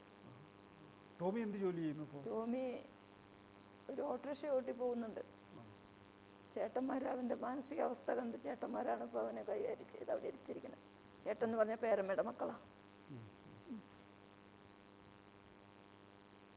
നിമിഷം അവിടെ നേഴ്സായിട്ട് പോയതായിരിക്കും അല്ലേ? നേഴ്സായിട്ട് പോയതാണ്. ടോമി തന്നെയാണ് അത് പഠിക്കാനുള്ള സൗകര്യങ്ങൾ അവിടെ തന്നെ ചെയ്ത് ഈ കല്യാണം കഴിഞ്ഞതിന് ശേഷമാണ്. കല്യാണം അതിനുശേഷം കഴിഞ്ഞതിന് ശേഷമാണ് നിമിഷ അങ്ങോട്ടേക്ക് പോകുന്നത്. മുമ്പ് അവിടെ ആയിരുന്നു. അതെ. വന്നു 2012 വന്ന് കല്യാണം നടത്തി തിരിച്ചും അങ്ങോട്ട് പോയി. അവിടെയാണ് ഗർഭിണിയായത്. പിന്നെ അവൻ്റെ അമ്മനെ കൊണ്ടുപോയിട്ടാണ് അവിടെ തന്നെ പ്രസവവും കാര്യങ്ങളൊക്കെ നടത്തി. ഈ യമനിയുമായിട്ട് ഞാനിത് ചോദിക്കുന്നത് ആളുകൾക്കിതൊരു ബോധ്യപ്പെടാൻ വേണ്ടിയിട്ടാണ് കേട്ടോ. ഏതെങ്കിലും തരത്തിലൊരു മാനസികമായ വിഷമാണെന്ന് വിചാരിക്കരുത്. തലാൽ അബ്ദുൽ മഹദിയായിട്ടുള്ള ഒരു കണക്ഷനൊക്കെ നിങ്ങൾ അറിഞ്ഞുകൊണ്ട് തന്നെയാണോ? ഈ കാര്യം ഞാൻ ഒരു കാര്യം അറിഞ്ഞിട്ടില്ല, ആളെ കണ്ടിട്ടുമില്ല. ഞാൻ പാലക്കാട് ജില്ലയിൽ താമസിക്കുന്നു. എനിക്കിത്തിരി ബുദ്ധിമുട്ടുകളാണ്, യാത്ര ചെയ്യാനൊക്കെ ബുദ്ധിമുട്ടൊക്കെ വല്ല ബുദ്ധിമുട്ടൊക്കെ ആയതുകൊണ്ട് ഞാൻ അധികം ടോമിയുടെ വീടുമായിട്ട് വരുമ്പോൾ ഒന്നും ചെയ്തില്ലായിരുന്നു ആ സമയം. ഈ കാര്യങ്ങളൊന്നും ഞാൻ അത്ര അന്ന് അറിഞ്ഞില്ലായിരുന്നു. സംഭവം ഇങ്ങനെയുള്ള പ്രശ്നങ്ങൾ വന്ന് ക്ലിനിക്ക് തുടങ്ങിയ ശേഷം ആണ് ഇതൊക്കെ ഇങ്ങനെ മൊബൈലിൽ കൂടെയൊക്കെ എനിക്ക് കാണിച്ചു തന്നിട്ടുള്ളൂ. ടോമി നാട്ടിൽ വന്ന ശേഷം അങ്ങനെയാണ് ഈ കാര്യങ്ങൾ അറിയണം. അപ്പോൾ നാട്ടിൽ വന്നതും തലാൽ ഇവിടെ വന്നതും എങ്ങനെയൊക്കെ അറിയണം. ഈ തലാൽ മരിക്കാത്ത മുമ്പ് ഞാൻ അറിഞ്ഞു. പിന്നീടാണ് ഈ കൊലയും കാര്യങ്ങളും വന്ന് ജയിലിലോ വരുന്നത്. പിന്നെ വാർത്തയിൽ കൂടെ അറിയുവാണല്ലോ. മനോരമ ചാനൽ പറയുന്നത് ഒരു മയക്കുമരുന്ന് കുത്തിവെച്ചപ്പോൾ മരിച്ചുപോയി എന്നാണ്. ഈ എല്ലാ രേഖയും ടോമിക്കാണ് കൂടുതൽ അറിയേണ്ടത്. എല്ലാം അപ്പുള്ളത് ടോമിയോടാണ് പറഞ്ഞിട്ടുള്ളത്. അമ്മയായിട്ട് എത്ര കോണ്ടാക്റ്റ് അല്ല, ടോമിയായിട്ട് അവർ വാട്സപ്പ് എല്ലാ കാര്യങ്ങളും അയക്കുന്നതല്ലേ. ഇപ്പം 2018 മുതലാണ്. എപ്പോഴാണ് ജയിലിലായത്? 17. അപ്പോൾ അവിടെ നിന്ന് ഫോണിൽ വിളിക്കാറുണ്ട് എന്നാൽ പോലും അല്ലേ, ജയിലിൽ നിന്നാണെങ്കിൽ പോലും അവിടുത്തെ ഒരു സിസ്റ്റം അനുസരിച്ച് ഫോൺ വിളിക്കാൻ കഴിയും. വീക്ക്ലി 1 or 2 times അങ്ങോട്ട് വിളിക്കാൻ കഴിയും. നമ്മൾ അല്പം മുമ്പ് സംസാരിച്ചതാണല്ലോ. ശ്രീ വയ്യറഹീം, താങ്കൾ ഇത്തരം നിരവധി വിഷയങ്ങളിൽ ഇടപെട്ടിട്ടുള്ളത് കൊണ്ട് ചോദിക്കുകയാണ്, നിമിഷ പ്രിയയെ സഹായിക്കാൻ എങ്ങനെയൊക്കെ നമുക്ക് എന്തൊക്കെ കാര്യങ്ങൾ ചെയ്യാൻ കഴിയും സാർ? തീർച്ചയായും ഇതിപ്പോ എല്ലാവരുടെയും സംസാരം നമ്മൾ കേട്ടു, എക്സ്പെഷ്യലി ജാബർ ബായിയുടേതും ഒക്കെ ബാബു MLAയുടേതും ഒക്കെ. പക്ഷെ നമുക്കിവിടെ പെശക് പറ്റിയത് ആദ്യത്തെ കോടതിയിൽ വേണ്ട തരത്തിൽ ഡിഫെൻഡ് ചെയ്യാൻ ഒരു വക്കീലില്ല എന്നുള്ളത് കൊണ്ടാണ് ആ ഒരു വിധി വന്നത്. ഇത് ഫസ്റ്റ് ഇൻസ്റ്റൻസ് കോർട്ടാണ്. ഇനി ഡിവിഷൻ ബെഞ്ച് പോലെ നമ്മുടെ നാട്ടിലെ സിസ്റ്റം പോലെയും എല്ലാവരും ബ്രിട്ടീഷ് സിസ്റ്റത്തിന്റെ ഒരു വകഭേദമാണല്ലോ ഈ നിയമ വ്യവസ്ഥകൾ രാജ്യത്ത് മൊത്തം. അപ്പൊ അങ്ങനെ വരുമ്പോൾ ഇപ്പൊ രണ്ടാമത്തെ ഒരു കോടതിയാണ് വന്നിട്ടുള്ളത്. ഇനിയും നമുക്ക് കോടതി പോകാനുണ്ട്. 15 ദിവസം അപ്പീലുള്ളു. അത് ഹുക്കൂക്കാണെന്നാണ് ഞാൻ മനസ്സിലാക്കുന്നത് ഇവിടുത്തെ തരത്തിൽ. ആ ഹുക്കൂക്കിലെങ്കിലും നല്ലൊരു വക്കീല് ഇതിൽ ഒരു പോയിന്റ് ആ കുട്ടി പറഞ്ഞത്, ആ കുട്ടിയും ഈ തലാലുമായിട്ടുള്ള വിവാഹത്തിന്റെ സർട്ടിഫിക്കറ്റ് വരെ ഫോർജറായിട്ട് ഉണ്ടാക്കി എന്നുള്ളതാണ്. അപ്പൊ അത് അവൈലബിൾ ആണെങ്കിൽ അത് തന്നെ നമുക്ക് സഹായമാകാനുള്ള, കാരണം ഈ ആ വ്യക്തിയെ കുറിച്ച് കോടതിക്ക് ഉള്ള അഭിപ്രായം മാറാനുള്ള ഒരു അവസ്ഥ സൃഷ്ടിക്കും. അതുപോലെ അത് നിയമവ്യവസ്ഥയിൽ ഈ 15 ദിവസം കൊണ്ട് അപ്പീൽ പോകട്ടെ. അതിനുപരി എനിക്ക് പറയാനുള്ളത്, കാരണം സമയമില്ലല്ലോ അധികമായിട്ട്, മറ്റു കാര്യങ്ങളൊക്കെ നമ്മൾ കടന്നിട്ടും കാര്യമല്ല. ഒരു വധശിക്ഷയാവുമ്പോൾ സ്വാഭാവികമായും കോടതി ഒരു ഡിഫൻഡ് നല്ല നിലയിൽ വന്നില്ലെങ്കിൽ വധശിക്ഷ തന്നെ കിട്ടും. അതുപോലെ സഹായിയായ ആൾക്ക് കിട്ടിയിരിക്കുന്നത് ജീവപര്യന്തമാണ്. അപ്പോ ഇതിനകത്തുള്ളത് നമ്മൾ വ്യക്തമായി ഈ നല്ലൊരു വക്കീലിനെ വെച്ച് ഡിഫെൻഡ് ചെയ്യുക. 2, ഇതേ സമൽട്ടേനിയസ്ലി തന്നെ നമ്മുടെ ഇപ്പൊ കേരള ഗവൺമെന്റിൽ ഇത് ബാബു MLA എന്റെ സുഹൃത്താണ്, നെന്മാറ MLA. കാരണം അങ്ങയുടെ ഫാദർ അവിടെ മത്സരിക്കുമ്പോഴൊക്കെ ഞാൻ അവിടെ പ്രചരണത്തിന് പോയിട്ടുള്ള ആളാണ്. നല്ലൊരു മനുഷ്യനാണ് അദ്ദേഹം. പഞ്ചായത്ത് പ്രസിഡന്റും ഒക്കെ ആയിരുന്ന ആളാണ്. പക്ഷെ അദ്ദേഹത്തോട് എനിക്ക് പറയാനുള്ളത്, ഇത് അങ്ങനെ കേരളത്തിലെ ഒരാളെ അവിടെ ഏൽപ്പിച്ച് ചെയ്യേണ്ട ഒരു കാര്യമല്ല. ഇത് ഒരു നയതന്ത്രാല കാര്യം. അവിടെ വളരെ ഇപ്പോഴത്തെ ഒരു അവസ്ഥ അത്ര നല്ലൊരു സാഹചര്യമല്ല. 2ാമത് കൊറോണ, 3ാമത് യുദ്ധസമാനമായ ചില സാഹചര്യങ്ങളുണ്ട്. അപ്പം ആ നയന്ത്രാലയത്തിന്റെ പരിമിതികൾ ഉൾക്കൊണ്ടുകൊണ്ട് തന്നെ നമ്മുടെ ബഹുമാനായ വി മുരളീധരൻ സഹമന്ത്രിയാണ് അദ്ദേഹം, വിദേശകാര്യ വകുപ്പിന്റെ, അദ്ദേഹത്തിന് ഇത് ബോധ്യപ്പെടുത്തുകയും അവിടുത്തെ എമിസറീസിന് അവൈലബിൾ ആയിട്ടുള്ളത് അതിനെല്ലാം ഉപരി അവിടെ നിയമമന്ത്രിയുണ്ട്, എക്സ്റ്റേണൽ അഫയേഴ്സ് മിനിസ്റ്റർ, ആ നിയമമന്ത്രിയെ ഒക്കെ ബന്ധപ്പെടാൻ ഇന്നത്തെ കാലത്ത് അതൊക്കെ സാധ്യമായതാണ്. കാരണം ഒരു ജീവൻ രക്ഷിക്കുന്ന കാര്യമാണ്. ഇതിന്റെ ശിക്ഷ ഇളവ് ചെയ്ത് കിട്ടാനോ അതല്ല 70 ലക്ഷം അറ്റ് ലാസ്റ്റ് ആ ദിയാമണി ഡെഡ് മണി അത് കൊടുത്ത്, അത് ഒരു വലിയ കാര്യമൊന്നുമല്ല. ഞാൻ എന്തായാലും തുറന്നങ്ങ് പറയാണ്, നമ്മൾ വിദേശത്ത് ഇതുപോലെ ഒരുപാട് കാര്യങ്ങൾ ഉണ്ടാവുമ്പോൾ നമ്മളൊക്കെ ആശ്രയിക്കുന്നത്, നമുക്ക് ആ തരത്തിൽ ആശ്രയിക്കാൻ കഴിയുന്നതും ശ്രീ യൂസുഫലിയൊക്കെയാണ്. അദ്ദേഹത്തെ വി മുരളീധരൻ വിളിച്ചൊരു വാക്ക് പറഞ്ഞാൽ യമനിലെ ആളുകളുമായി അദ്ദേഹത്തിന് ബന്ധമുണ്ട്.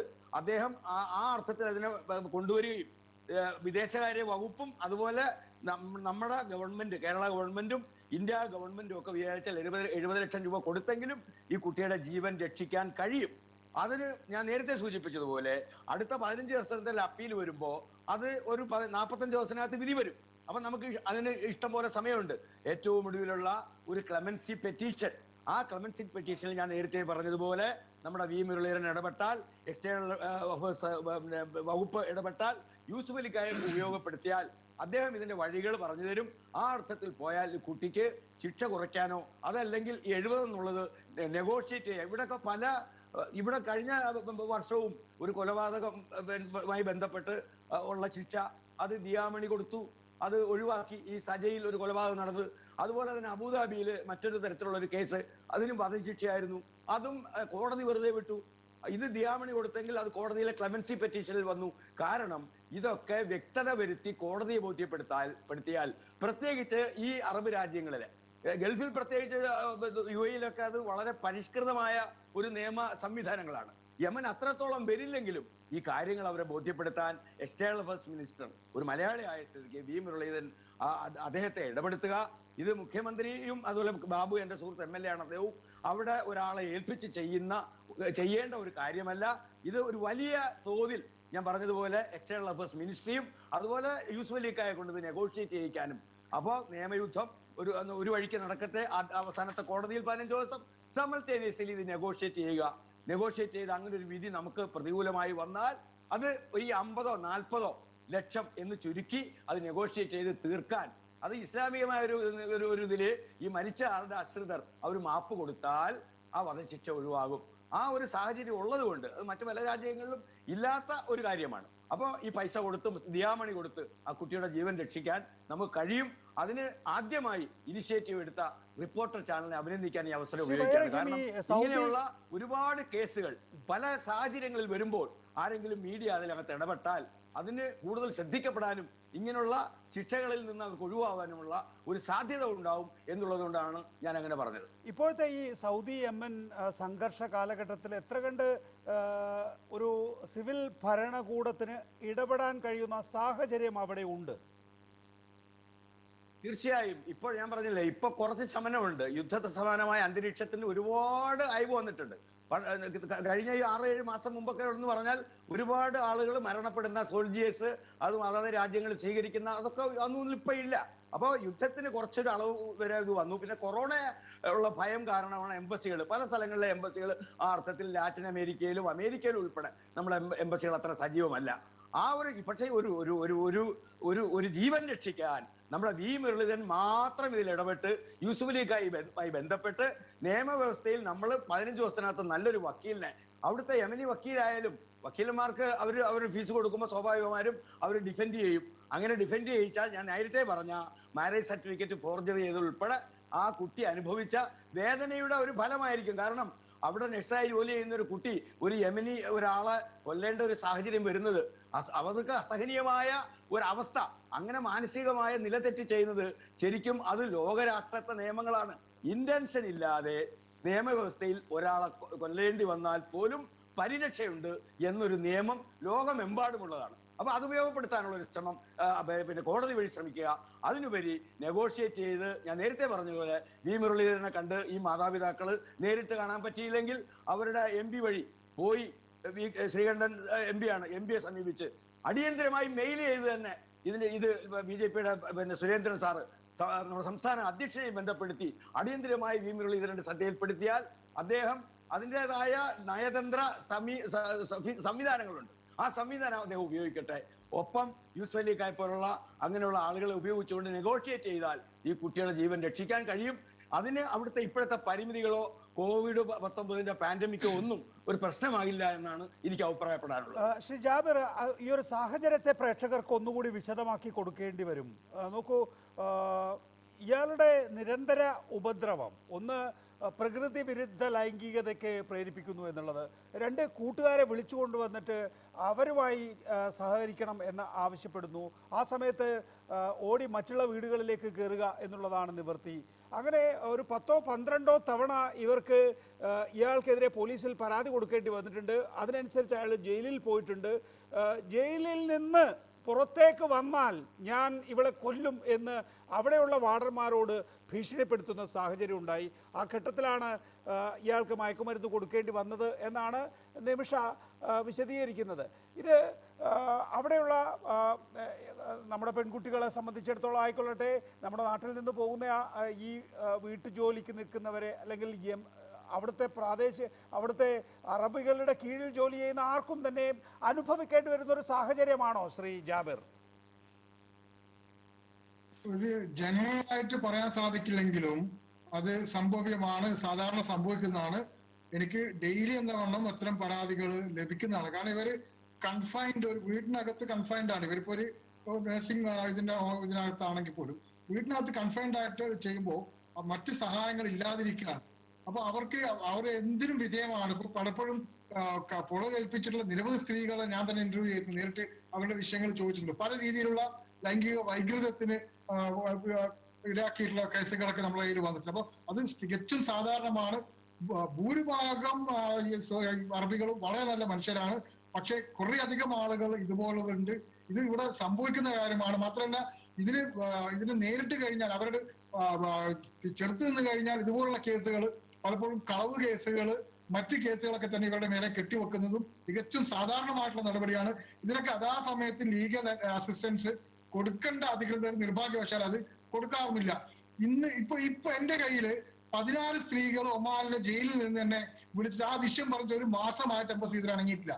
ഇതുപോലെ ഈ ഡൊമസ്റ്റിക് വർക്കേഴ്സാണ് എല്ലാവരും തന്നെ. അപ്പൊ ഈ രീതിയിൽ ജയിലിൽ അടക്കപ്പെടുന്ന നിരവധി സ്ത്രീകളുണ്ട്. അതൊക്കെ തന്നെയും അവർ വീട്ടിനകത്ത് കൺഫൈൻഡ് ആകുമ്പോൾ ചെറുത്തുനിൽപ്പിന്റെ ഭാഗമായിട്ടോ അല്ലെങ്കിൽ മറ്റെന്തെങ്കിലും ഭാഗമായിട്ടോ ചെയ്യുന്നതാണ്. ഇത് സംഭവിക്കുന്നതാണ്, സാധാരണ സംഭവിക്കുന്നതാണ്, തികച്ചും സാധാരണയായിട്ട് സംഭവിക്കുന്നതാണ്. അതിനുള്ളൊരു മാർഗം നിയമപരമായിട്ടുള്ള വഴിയിലൂടെ വരിക എന്നുള്ളതാണ്. പലപ്പോഴും നിയമപരമായിട്ടുള്ള വഴിയിലുള്ള എല്ലാ ഈ സ്ത്രീകൾ ഇവിടെ എത്തുന്നത് എന്നുള്ളതും ഇതിനൊരു കാരണമാണ്. നിയമപരമായ വഴിയിലൂടെ എത്തിക്കഴിഞ്ഞാൽ പോലും ഇതിന് സാധ്യതയുണ്ട്. അത് മോണിറ്റർ ചെയ്യാനുള്ള ഒരു സംവിധാനവും, ഇവരുടെ സുരക്ഷ മോണിറ്റർ ചെയ്യാനുള്ള, ഡൊമസ്റ്റിക് വർക്കേഴ്സിന്റെ സുരക്ഷ മോണിറ്റർ ചെയ്യാനുള്ള ഒരു സംവിധാനവും നമ്മൾ ഏർപ്പെടുത്തിയിട്ടില്ല. മറ്റു രാജ്യങ്ങൾ അത്തരം മോണിറ്റർ ചെയ്യാനുള്ള സംവിധാനം ഏർപ്പെടുത്തിയിട്ടുമുണ്ട്. ഇത് സംഭവ്യമാണ്, തികച്ചും സംഭവ്യമാണ്, സാധാരണ സംഭവിച്ചുകൊണ്ടിരിക്കുന്ന ഒരു കാര്യമാണ്. ശ്രീ ജാബിർ, സാധാരണഗതിയിൽ ഈ ഗാർഹിക പീഡനം ഇപ്പോ ഇയാളുടെ വീട്ടിൽ പോയി താമസിക്കേണ്ട ഒരു സാഹചര്യം വന്നിരുന്നു ഒരു ഘട്ടത്തിൽ എന്നാണ് നിമിഷ വിശദീകരിക്കുന്നത്. അപ്പോൾ ഈ ഗാർഹിക പീഡനം അതെത്ര കണ്ട് നിയമപരമായി അവിടെ തടയുന്നുണ്ട്? ഈ വീട്ടിനകത്തിരുന്നു കൊണ്ട് ഇവരെ പീഡിപ്പിക്കുന്നത് പരാതി പറയാൻ പറ്റില്ല. കാരണം പരാതി പറയാൻ പോയി കഴിഞ്ഞാൽ, പ്രത്യേകിച്ച് ഇത് ഗോത്രങ്ങളായിട്ടാണ്, യമനിലായാലും മറ്റ് പ്രധാനപ്പെട്ട രാജ്യങ്ങളിലെ തന്നെ ഗോത്രങ്ങളായിട്ടാണ്. ഒരു പോലീസ് സ്റ്റേഷനിലോ മറ്റോ പരാതി പറയാൻ പോയി കഴിഞ്ഞാൽ ഈ ഗോത്രവുമായി ബന്ധപ്പെട്ട ആളുകളായിരിക്കും അവിടുത്തെ പ്രധാനികൾ. അതുകൊണ്ട് തന്നെ മിക്കവാറും നിയമപരമായിട്ട് ഇവർ കേസെടുക്കാതെ തിരിച്ചയക്കുകയാണ് മിക്കവാറും ചെയ്യുന്നത്. അതുകൊണ്ട് മിക്ക സ്ത്രീകളും പേടിച്ചുകൊണ്ട് ഇത് ചെയ്യില്ല. ഭൂരിഭാഗം സ്ത്രീകളും പേടിച്ചുകൊണ്ട് പരാതിപ്പെട്ട സഹിക്കാവുന്നതിന്റെ അങ്ങേയറ്റം സഹിക്കും. പരമാവധി സഹിച്ചതിന് ശേഷം മാത്രമാണ് അവര് മറ്റ് മാർഗങ്ങളിലേക്ക് തിരിയുന്നത്. അതായത് അവിടെ നിന്ന് ചാടിപ്പോവുകയോ അല്ലെങ്കിൽ മറ്റ് പലപ്പോഴും ആത്മഹത്യ ചെയ്യുകയോ ഒക്കെ ചെയ്യുന്നത് എല്ലാം സഹിക്കാൻ പറ്റില്ല എന്നൊരു ഘട്ടത്തിൽ മാത്രമാണ്. ഇവിടെ മറ്റ് ലീഗൽ സോഴ്സസ് ഒന്നും ഇല്ല. അല്ലെങ്കിൽ ചെയ്യേണ്ടത് എംബസി കൃത്യമായിട്ട് മോണിറ്റർ ചെയ്യുക എന്നുള്ളതാണ്. എംബസിയിൽ ഇവർ വിവരം അറിയിച്ചു കഴിഞ്ഞാൽ ഇവർക്ക് ഈ സ്ത്രീകൾക്കൊക്കെ തന്നെ ഒരു ഫോൺ കൊടുക്കണം എന്നുള്ള വ്യവസ്ഥയുണ്ട്. ഫോൺ വീട്ടിനകത്ത് കൊടുക്കില്ല. അപ്പൊ എംബസിയിൽ അറിയിച്ചു കഴിഞ്ഞാലും എംബസി കൃത്യമായിട്ട് ഇടപെടില്ല. എന്റെ അനുഭവമാണ് പറഞ്ഞത്. എംബസി ഇടപെടാൻ വളരെയധികം ദൈർഘ്യം ഉണ്ടാവും. 2 സ്ത്രീകളെ പോലീസ് സ്റ്റേഷനിൽ നിന്ന് എംബസിയുടെ പുറത്തെത്തിച്ചിട്ട് പോലും സ്വീകരിക്കാത്ത എംബസികളാണ് ഇവിടുത്തെ എംബസികൾ. അപ്പൊ അതൊക്കെ സാധാരണമാണ്. അപ്പൊ അവർക്ക് മറ്റൊരു മാർഗവും ഇല്ലാതെയാണ് അവർ ഇത്തരം കാര്യങ്ങളിലേക്ക് അവസാനമായിട്ട് തിരിയുന്നത്. ശരി, അഡ്വക്കേറ്റ് ഫെമിൻ, നിയമപരമായ ഇനി സാധ്യതകൾ നേരത്തെ ശ്രീ വൈ റഹീമും ശ്രീ ജാബറും ഒക്കെ വിശദീകരിക്കുകയുണ്ടായി. എംബസിക്ക് സാധാരണഗതിയിൽ ഈ വിദേശകാര്യ മന്ത്രാലയത്തിൽ നിന്ന് ഡയറക്ഷൻ വേണോ, അതോ അവിടെ നിന്നുള്ള പരാതികൾ അവർക്ക് നേരിട്ട് എടുത്ത് നിയമസഹായം നൽകാൻ കഴിയുമോ അഡ്വക്കേറ്റ് ഫെമിൻ? എംബസികൾക്ക് അതാത് രാജ്യങ്ങളിലുള്ള എംബസികൾക്ക് വിദേശകാര്യ മന്ത്രാലയത്തിന്റെ ഒരു അപ്രൂവൽ കിട്ടിയിട്ട് വേണ്ട ഒരു കാര്യങ്ങളിൽ ഇടപെടാൻ അവർക്ക് അതിൻ്റെതായ റൈറ്റ് ഉണ്ട്. അതിനൊരു പ്രത്യേക ലീഗൽ സിസ്റ്റം, ഇപ്പോൾ ദുബായിലൊക്കെ സംബന്ധിച്ചിടത്തോളം ഒരു ലീഗൽ വിങ് തന്നെ അതിന് പ്രവർത്തിക്കുന്നുണ്ട്. അതിന് ഒരു നിയമ പ്രശ്നമൊന്നുമില്ല, വിദേശകാര്യത്തിന്റെ അപ്രൂവൽ വരണമൊന്നുമില്ല. ഇവിടെ യമനെ സംബന്ധിച്ചിടത്തോളം യമന്റെ ജുഡീഷ്യൽ സിസ്റ്റം എന്ന് പറയുന്നത് UAE സിസ്റ്റവുമായിട്ട് ഏകദേശം ഒരു സാമ്യമുള്ള ഒരു സിസ്റ്റം തന്നെയാണ്. ശരിക്കും ആദ്യത്തെ കോർട്ട് ഓഫ് ഫസ്റ്റ് ഇൻസ്റ്റൻസ്, ആദ്യത്തെ കോർട്ട്, രണ്ടാമത്തെ അപ്പീൽ കോർട്ട്, അത് കഴിഞ്ഞ് കസാഷൻ കോർട്ട്. ഇവിടെ യമനിൽ ഉണ്ടായ ഈ ഒരു കേസിനെ സംബന്ധിച്ച് നോക്കുമ്പോൾ യമനിലെ കോർട്ട് ഓഫ് ഫസ്റ്റ് ഇൻസ്റ്റൻസിൽ ഒരു ലോയറിനെ സംബന്ധിച്ചിടത്തോളം നമുക്ക് കിട്ടിയിട്ടുള്ള പരിമിതമായ വിവരങ്ങൾ വെച്ചിട്ട് കൂടുതൽ എവിഡൻസ് കൊടുക്കുന്നതിനുള്ള പരിമിതികളുണ്ട്. ഒരു കൺസിലിയേഷൻ പ്രോസസ്സ് പോലെയാണ് യമനിലെ കോർട്ട് ഓഫ് ഇൻസ്റ്റൻസ് നടക്കുന്നത് എന്നാണ് നമുക്ക് അറിയാൻ കഴിഞ്ഞിട്ടുള്ളത്. അപ്പൊ കൂടുതൽ ഓപ്പർച്യൂണിറ്റി നമുക്ക് കിട്ടിയ ഈ അപ്പീൽ കോർട്ടിൽ നമ്മുടെ കാര്യങ്ങൾ ബോധിപ്പിക്കാൻ അല്ലെങ്കിൽ നിമിഷയുടെ ഭാഗം ബോധിപ്പിക്കാനുള്ള അവസരം നിമിഷയ്ക്ക് നിഷേധിക്കപ്പെട്ടിട്ടുണ്ട്, അല്ലെങ്കിൽ നമുക്കത് ടെലികാസ്റ്റ് ചെയ്യാനോ ഫോർകാസ്റ്റ് ചെയ്യാൻ നമുക്ക് പറ്റിയിട്ടില്ല എന്ന് തന്നെയാണ് അനുമാനിക്കേണ്ടത്. ഇനിയുള്ള ആകെയുള്ള ഒരു ഓപ്ഷൻ എന്ന് പറഞ്ഞാൽ കസേഷൻ കോർട്ടാണ്. കസേഷൻ കോർട്ടിന് നികേഷൻ അറിയാവുന്നതാണ്. എല്ലാ രാജ്യങ്ങളിലെയും സുപ്രീം കോടതികൾക്ക് ഒരു പരിമിതി എന്ന് പറയുന്നത് അതിന്റെ കേസിന്റെ മെറിറ്റിലോട്ടല്ല പോവുക, അതിന് തൊട്ട് മുമ്പത്തെ കോടതിക്ക് എന്തെങ്കിലും തെറ്റുപറ്റിയിട്ടുണ്ടോ, അതിന്റെ കോർട്ട് ഓഫ് ലോക്ക് എന്തെങ്കിലും വിഷമതകൾ പറ്റിയിട്ടുണ്ടോ എന്നുള്ള ഒരു കാര്യമാണ് എല്ലാ രാജ്യങ്ങളിലെയും സുപ്രീം കോടതികൾ കണക്കാക്കുക. അപ്പൊ കൂടുതലായിട്ട് ഒരു എവിഡൻസ് ഒന്നും നമുക്ക് സുപ്രീം കോടതിയിൽ നമുക്ക് കൊടുക്കാനുള്ള ഒരു സാഹചര്യമൊന്നുമില്ല. എന്നിരുന്നാലും ഈ ദിയാമണി വാങ്ങാൻ അവർ വില്ലിങ് ആണെങ്കിൽ, അതായത് ഈ മരിച്ച ആളുടെ ലീഗൽ ഹെയേഴ്സ് ദിയാമണി വാങ്ങാൻ വില്ലിങ് ആണെങ്കിൽ അത് ഇവർക്കൊരു ദയ കൊടുത്തു, ദയ അനുവദിച്ചു എന്ന ഒരു വിഷയം ആസ്പദമാക്കിക്കൊണ്ട് ഒരു മേഴ്സി പെറ്റീഷൻ പോലെ സുപ്രീം കോടതിയിൽ ഫയൽ ചെയ്ത് കഴിഞ്ഞാൽ നിമിഷയ്ക്ക് ഒരു നീതി ലഭിക്കുമെന്ന് തന്നെയാണ് എനിക്ക് പറയാനുള്ളത്. ഇതിൽ ഇത് അവസാനത്തെ കോടതിയാണ് ഇനി ബാക്കിയുള്ളതെങ്കിൽ ആ അപ്പീലിന്റെ സാധ്യത എത്രത്തോളമാണ്? അതോ നോക്കൂ, ഇത്രയും നമ്മൾ സ്ട്രെയിറ്റ് ആയി കാര്യങ്ങൾ കൊണ്ടുപോകണ്ടേ ശ്രീ ഫെമിൻ? ഈ അപ്പീലിന്റെ സാധ്യത വിരളമാണ് എങ്കിൽ പിന്നെ ഈ ബ്ലഡ് മണി എന്നുള്ള ഒറ്റ ഓപ്ഷനല്ലേ ഉള്ളൂ? അതെ, ബ്ലഡ് മണി എന്നൊരു ഒറ്റ ഓപ്ഷനാണ് ഇതിലുള്ളത്. അതിൽ നിന്നും എല്ലാ ജയിലിൽ നിന്നോ അല്ലെങ്കിൽ ഇംപ്രിസൺമെന്റിൽ നിന്നോ നിമിഷം ഒഴിവാകുന്നില്ല. നമുക്ക് വധശിക്ഷയിൽ നിന്നും ഒഴിവാക്കാനുള്ള സാഹചര്യമുണ്ട്. അതാണ് ഇപ്പോഴത്തെ നിലവിൽ ഒരു ലീഗൽ സിസ്റ്റം വഴി നമുക്ക് ചെയ്യാൻ പറ്റുന്ന മാക്സിമം ചെയ്യാൻ കഴിയുന്ന ഒരു കാര്യം. വധശിക്ഷയിൽ നിന്നും ദിയാമണി അവർ വാങ്ങിക്കാൻ അവർ ഓക്കെ ആണെങ്കിൽ ആ ദിയാമണി വാങ്ങിച്ചുകൊണ്ട് വധശിക്ഷയിൽ നിന്നും ഒഴിവാക്കിക്കൊണ്ട് ബാക്കിയുള്ള കാലം ജയിൽ ടൈം എത്രയാണോ കോടതി പറയുന്നത് അത് ജഡ്ജിന്റെ ഡിസ്ക്രിപ്ഷൻ ആണ്. അതിന് പ്രകാരമുള്ള ആ ഒരു ജയിൽ ടൈം അനുഭവിച്ച് തീർത്തു കഴിഞ്ഞാൽ നിമിഷയ്ക്ക് തിരിച്ചു നാട്ടിലോട്ട് പോകാം. അതിനു വേണ്ടിയിട്ട് നമ്മുടെ ഗവൺമെന്റിന്റെ ഭാഗത്തു നിന്നുള്ള എല്ലാ സഹായങ്ങളും ചെയ്യേണ്ടതായിട്ടുണ്ട്. വിദേശകാര്യ വകുപ്പ് തന്നെയാണ് അത് ചെയ്യേണ്ടത്. വിദേശകാര്യ വകുപ്പ് ഇടപെട്ടുകൊണ്ട് എംബസികൾ അതിൽ ഇടപെടാൻ എന്തെങ്കിലും ഒരു വൈമുഖ്യം കാണിച്ചിട്ടുണ്ടെങ്കിൽ അല്ലെങ്കിൽ എന്തെങ്കിലും ഒരു ഡിലേ അതിൽ വരുത്തിയിട്ടുണ്ടെങ്കിൽ അത് വിദേശകാര്യ വകുപ്പിന്റെ ഡയറക്ഷനോട് കൂടിയിട്ട് എംബസി ചെയ്യേണ്ടതാണ്. അഡ്വക്കേറ്റ് ഫെമിൻ, ഇനി ഈ ബ്ലഡ് മണി കൊടുക്കുകയാണെങ്കിൽ തന്നെ ജയിൽ ടേം പൂർത്തിയാക്കേണ്ടതുണ്ട്. തീർച്ചയായിട്ടും ഉണ്ട്. ബ്ലഡ് മണി കൊടുക്കുകയാണെങ്കിലും ജയിൽ ടൈം വരും. അത് ജഡ്ജിന്റെ ഡിസ്ക്രിപ്ഷൻ ആണ് എത്രയാണ് വരിക എന്നുള്ളത്. അത് എന്തായാലും ജയിൽ ടൈം വരും. അതിപ്പോ അവര് അറിയേണ്ടത് തന്നെയാണ്. പറയുന്നത് വേറെ ഒന്നും വിചാരിക്കരുത്. ഒരു ലീഗൽ എക്സ്പെർട്ട് എന്നുള്ള നിലയിൽ എനിക്ക് അതൊരിക്കലും മറച്ചു വെക്കാൻ കഴിയുകയില്ല. ഈ ഒരു ബ്ലഡ് മണി കൊടുത്തത് കൊണ്ട് എല്ലാ ഒരു പനിഷ്മെന്റിൽ നിന്നും അവർ ഒരിക്കലും ഒഴിവാകുന്നില്ല. വധശിക്ഷ ഒഴിവാക്കി കൊടുക്കും. വധശിക്ഷ ഒഴിവാക്കി കൊടുക്കും. അവിടെ കൊലപാതകത്തിന് വധശിക്ഷയാണ്, എല്ലാവർക്കും വധശിക്ഷയാണ്. ഈ ക്യാപിറ്റൽ പനിഷ്മെന്റ് എന്ന ഈ ഒരു കാര്യം എല്ലാ രാജ്യങ്ങളും കുറച്ചു കൊണ്ടുവരുന്ന ഒരു സാഹചര്യമാണ് ഇപ്പോൾ നിലവിലുള്ളത്. ഇപ്പൊ സൗദിയിൽ തന്നെ പല മാറ്റങ്ങളും വന്നു. പബ്ലിക്കായിട്ട് ചെയ്തുകൊണ്ടിരുന്ന പല കാര്യങ്ങളും പ്രൈവറ്റ് ആയിട്ട് ചെയ്യുന്ന ഒരു സാഹചര്യം ഉണ്ടായി, അറിയാമല്ലോ. അപ്പൊ ഈ ക്യാപിറ്റൽ പനിഷ്മെന്റ് എന്ന രീതിയിലുള്ള സംഭവങ്ങൾ എല്ലാ രാജ്യങ്ങളും കുറച്ചു കൊണ്ടുവരുന്ന ഒരു സാഹചര്യത്തിൽ ഈ ഒരു സംഭവം എന്നുള്ളത് വളരെ ഖേദകരമെന്ന് പറയട്ടെ, ആ കേസ് നടത്തിയതിന്റെ ഒരു വീഴ്ച തന്നെയാണ് എന്ന് പറയേണ്ടതായിട്ട് വരും. അതാണ് അഡ്വക്കേറ്റ് ഫെബിൻ, ഞാൻ അതുകൊണ്ടാണ് ചോദിക്കുന്നത്. സാധാരണഗതിയിൽ എല്ലാ കൊലപാതകങ്ങൾക്കും ക്യാപിറ്റൽ പണിഷ്മെന്റ് എന്നുള്ളതാണോ? അതായത് ഒരു വിദേശി, ഞാൻ വന്ന് യമനിൽ ഒരു കൊലപാതകം നടത്തുകയാണെങ്കിൽ ഒരു വിദേശി സ്വദേശിയെ കൊല ചെയ്തു എന്ന ഒരൊറ്റ കാരണം കൊണ്ട് അത് ക്യാപിറ്റൽ പണിഷ്മെന്റ് ആവുമോ അതോ നമ്മുടെ നാട്ടിലെ പോലെ അപൂർവങ്ങളിൽ അപൂർവമാണോ? അല്ല അല്ല, അതിന് ഡിഫറെന്റ് ആക്സെപ്റ്റ്സ് നോക്കിയതിന് ശേഷമാണ്. അത് ദുബായിലാണെങ്കിലും UAE നിയമമാണെങ്കിലും എല്ലാ കൊലപാതകങ്ങൾക്കും വധശിക്ഷ വിധിക്കാറില്ല. ശ്രീ റഹീം സാർ പറഞ്ഞതുപോലെ പല അത്യപൂർവങ്ങളായിട്ടുള്ള കേസുകളിലൊക്കെയാണ് വധശിക്ഷ വിധിക്കാറുള്ളത്. എല്ലാ കേസുകളിലും വധശിക്ഷ വിധിക്കാറില്ല. ഈ കേസിൽ പിന്നെ എങ്ങനെയാണ് ഇത് അത്യപൂർവമാകുന്നത് അഡ്വക്കേറ്റ് ഫെമിൻ? ഇത് നിരന്തര പീഡനം എന്ന് മാത്രമല്ല, നിരവധി തവണ ഇവരുടെ പരാതിയിൽ തന്നെ ഈ അറബി ജയിലിൽ പോയിട്ടുമുണ്ട്. അപ്പോൾ ഇവർക്ക് ഇദ്ദേഹത്തോട് പരാതി ഉണ്ട് എന്നുള്ളത് റെക്കോർഡഡ് ആണ്. അതിൻ്റെ ഒരു ഘട്ടത്തിൽ നിർവാഹമില്ലാതെ എന്തൊക്കെ പീഡനങ്ങളാണ്! അവരെ ശാരീരികമായി ഉപദ്രവിക്കുന്നു, ലൈംഗിക വൈകൃതങ്ങൾക്ക് പ്രേരിപ്പിക്കുന്നു, അവരോട് മറ്റുള്ളവരുമായി സഹകരിക്കാൻ ആവശ്യപ്പെടുന്നു, അവരുടെ സ്വത്ത് മുഴുവൻ തട്ടിയെടുക്കുന്നു, അവരെ നിരന്തരം ദേഹോപദ്രവം ഏൽപ്പിക്കുന്നു. ഇയാൾ മയക്കുമരുന്ന് ഉപയോഗിക്കുന്നു. ഇയാളെ മയക്കുമരുന്ന് കുത്തിവെച്ചാൽ പോലും അത് ഏൽക്കുന്നില്ല എന്നതിൻ്റെ കാരണം തന്നെ ഇയാൾ നിരന്തരമായി മയക്കുമരുന്ന് ഉപയോഗിക്കുന്നയാളാണെന്നാണ്. അല്പം മുമ്പ് നിമിഷ പറഞ്ഞത് ഇയാൾ മയക്കുമരുന്ന് ഉപയോഗിച്ചാൽ അയാൾ തന്നെ അറിയുന്നില്ല എന്താണ് ചെയ്യുന്നത് എന്നൊക്കെയാണ്. അപ്പോൾ അങ്ങനെയുള്ള ഒരാളെ സംബന്ധിച്ചിടത്തോളം ശരിയാണ്, കൊലപാതകം ചെയ്യാൻ പാടില്ല എന്നുള്ള കാര്യത്തിലൊന്നും തർക്കമില്ല. പക്ഷേ നിവൃത്തികെട്ട് ചില ഘട്ടങ്ങളിൽ നമ്മൾ മനുഷ്യർ ചിലപ്പോൾ ചില അബദ്ധങ്ങൾ കാണിച്ചു പോകും. അതാണ് ഇവിടെ സംഭവിച്ചിട്ടുള്ളത്. അപ്പോൾ അങ്ങനെയുള്ള ഒരു കൊലപാതകത്തിന് പോലും വധശിക്ഷ കിട്ടുന്നതിന്റെ സാഹചര്യം എന്താണ് അഡ്വക്കേറ്റ്? അത് ദികേഷ് പറഞ്ഞത് കറക്റ്റാണ്. പക്ഷെ ഈ ഒരു കാര്യത്തിൽ എനിക്ക് ഇതിന്റെ കേസിന്റെ മെറിറ്റിലോട്ട് എനിക്ക് പോകാൻ പറ്റില്ല. കാരണം എന്റെ കയ്യിൽ ഒരു ഡോക്യുമെന്റോ പ്രൂഫോ ഒന്നുമില്ല. നിങ്ങളെപ്പോലുള്ള മാധ്യമങ്ങളിൽ നിന്ന് കിട്ടിയ വിവരം മാത്രമാണ് എൻ്റെ കയ്യിലുള്ളത് ഈ കേസിനെ പറ്റിയിട്ട്. ഇതിൽ മാധ്യമങ്ങളിൽ നിന്നും വായിച്ച് ഇതനുസരിച്ചിട്ട് നോക്കുകയാണെങ്കിൽ വധം കഴിഞ്ഞതിന് ശേഷം ബോഡി കഷ്ണങ്ങളായി തന്നെ ഡിസ്പോസ് ചെയ്യാൻ, ചെറിയ പീസുകളായിട്ട് മുറിച്ചുകൊണ്ട് ഡിസ്പോസ് ചെയ്യാൻ ശ്രമിച്ചു എന്നൊക്കെയാണ് പല മാധ്യമങ്ങളിൽ നിന്നും നമുക്ക് കിട്ടിക്കൊണ്ടിരിക്കുന്നത്.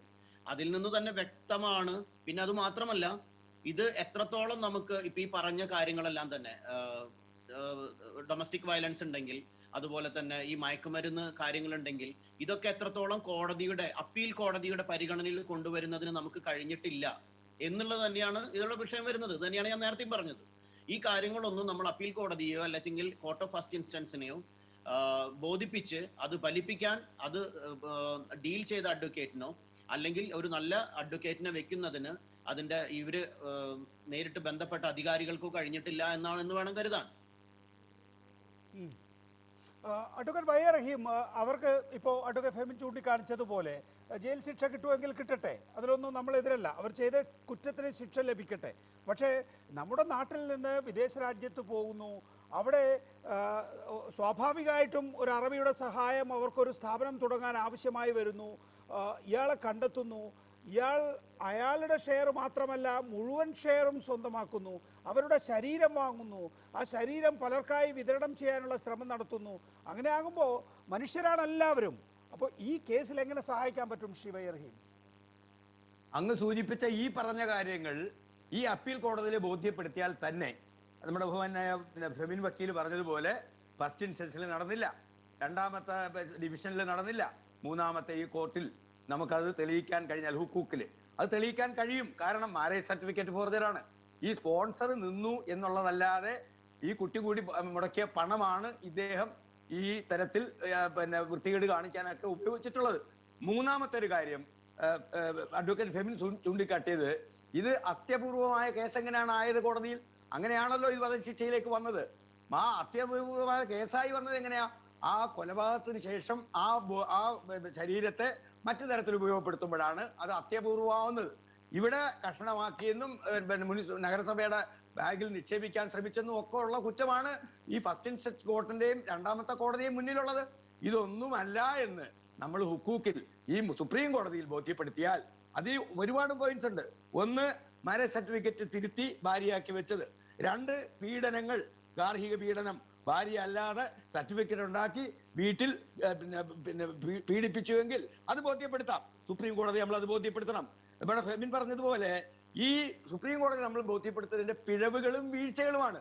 അതിൽ ഏറ്റവും പ്രധാനപ്പെട്ട ഞാൻ ഈ പറഞ്ഞ 2-3-4 കാര്യങ്ങളുണ്ട്. സർട്ടിഫിക്കറ്റ് തുടങ്ങി ഈ ബോഡി കഷണങ്ങളാക്കിയില്ല, അത് നഗരസഭയുടെ ബാഗിൽ ഇട്ടില്ല എന്നുള്ള. പിന്നെ ഇതിൽ ഏറ്റവും കൂടുതലുള്ളത് എനിക്ക് തോന്നുന്നത്, ഇതിന് കൂട്ടുനിന്ന ഒരു കൂട്ടുകാരൻ നഴ്സ്, ആ കൂട്ടുകാരനോ എനിക്ക് ആ പേര് വായിച്ചപ്പോ അറിയുന്നില്ല, അവർക്ക് ജീവപര്യന്തം നിറവാണ് കൊടുത്തിട്ടുള്ളത്. ചിലപ്പോൾ മാപ്പുസാക്ഷിയായി അവര് രക്ഷപ്പെടാൻ വേണ്ടി ഈ കുറ്റങ്ങളൊക്കെ അതെ. ഇങ്ങനെയൊക്കെ ശ്രീ ചെയ്യാൻ വൈറഹീം, തീരുമാനിച്ചു എന്നും ഒക്കെ നേരത്തെ കോടതി ചിലപ്പോൾ നിമിഷപ്രിയ ബോധ്യപ്പെടുത്തിയിരിക്കാം. പറയുന്നത് അതുകൂടി നിമിഷപ്രിയ re-open പറയുന്നത് ചെയ്ത് താങ്കൾ സുപ്രീം സൂചിപ്പിക്കുന്നത് പോലെ കോടതിയെ തന്നെയാണ്. നിമിഷപ്രിയ പറയുന്നത് ഇവരെ സഹായിക്കുന്നതിന് വേണ്ടിയിട്ടാണ് സുഹൃത്ത് ഹനാൻ വന്നത്. അവർക്ക് ശിക്ഷ കിട്ടാതിരിക്കാൻ വേണ്ടി എല്ലാ കുറ്റങ്ങളും ഇവരേറ്റു എന്നാണ് പറയുന്നത്. ഈ നിമിഷപ്രിയ അല്ല ഇദ്ദേഹത്തെ കഷണങ്ങളാക്കിയത്, സുഹൃത്താണ് എന്നാണ് കേസ് തന്നെ. പക്ഷേ അവരെ സഹായിക്കാൻ വേണ്ടി ചെയ്തു. സ്വാഭാവികമായിട്ടും അങ്ങനെയാണല്ലോ.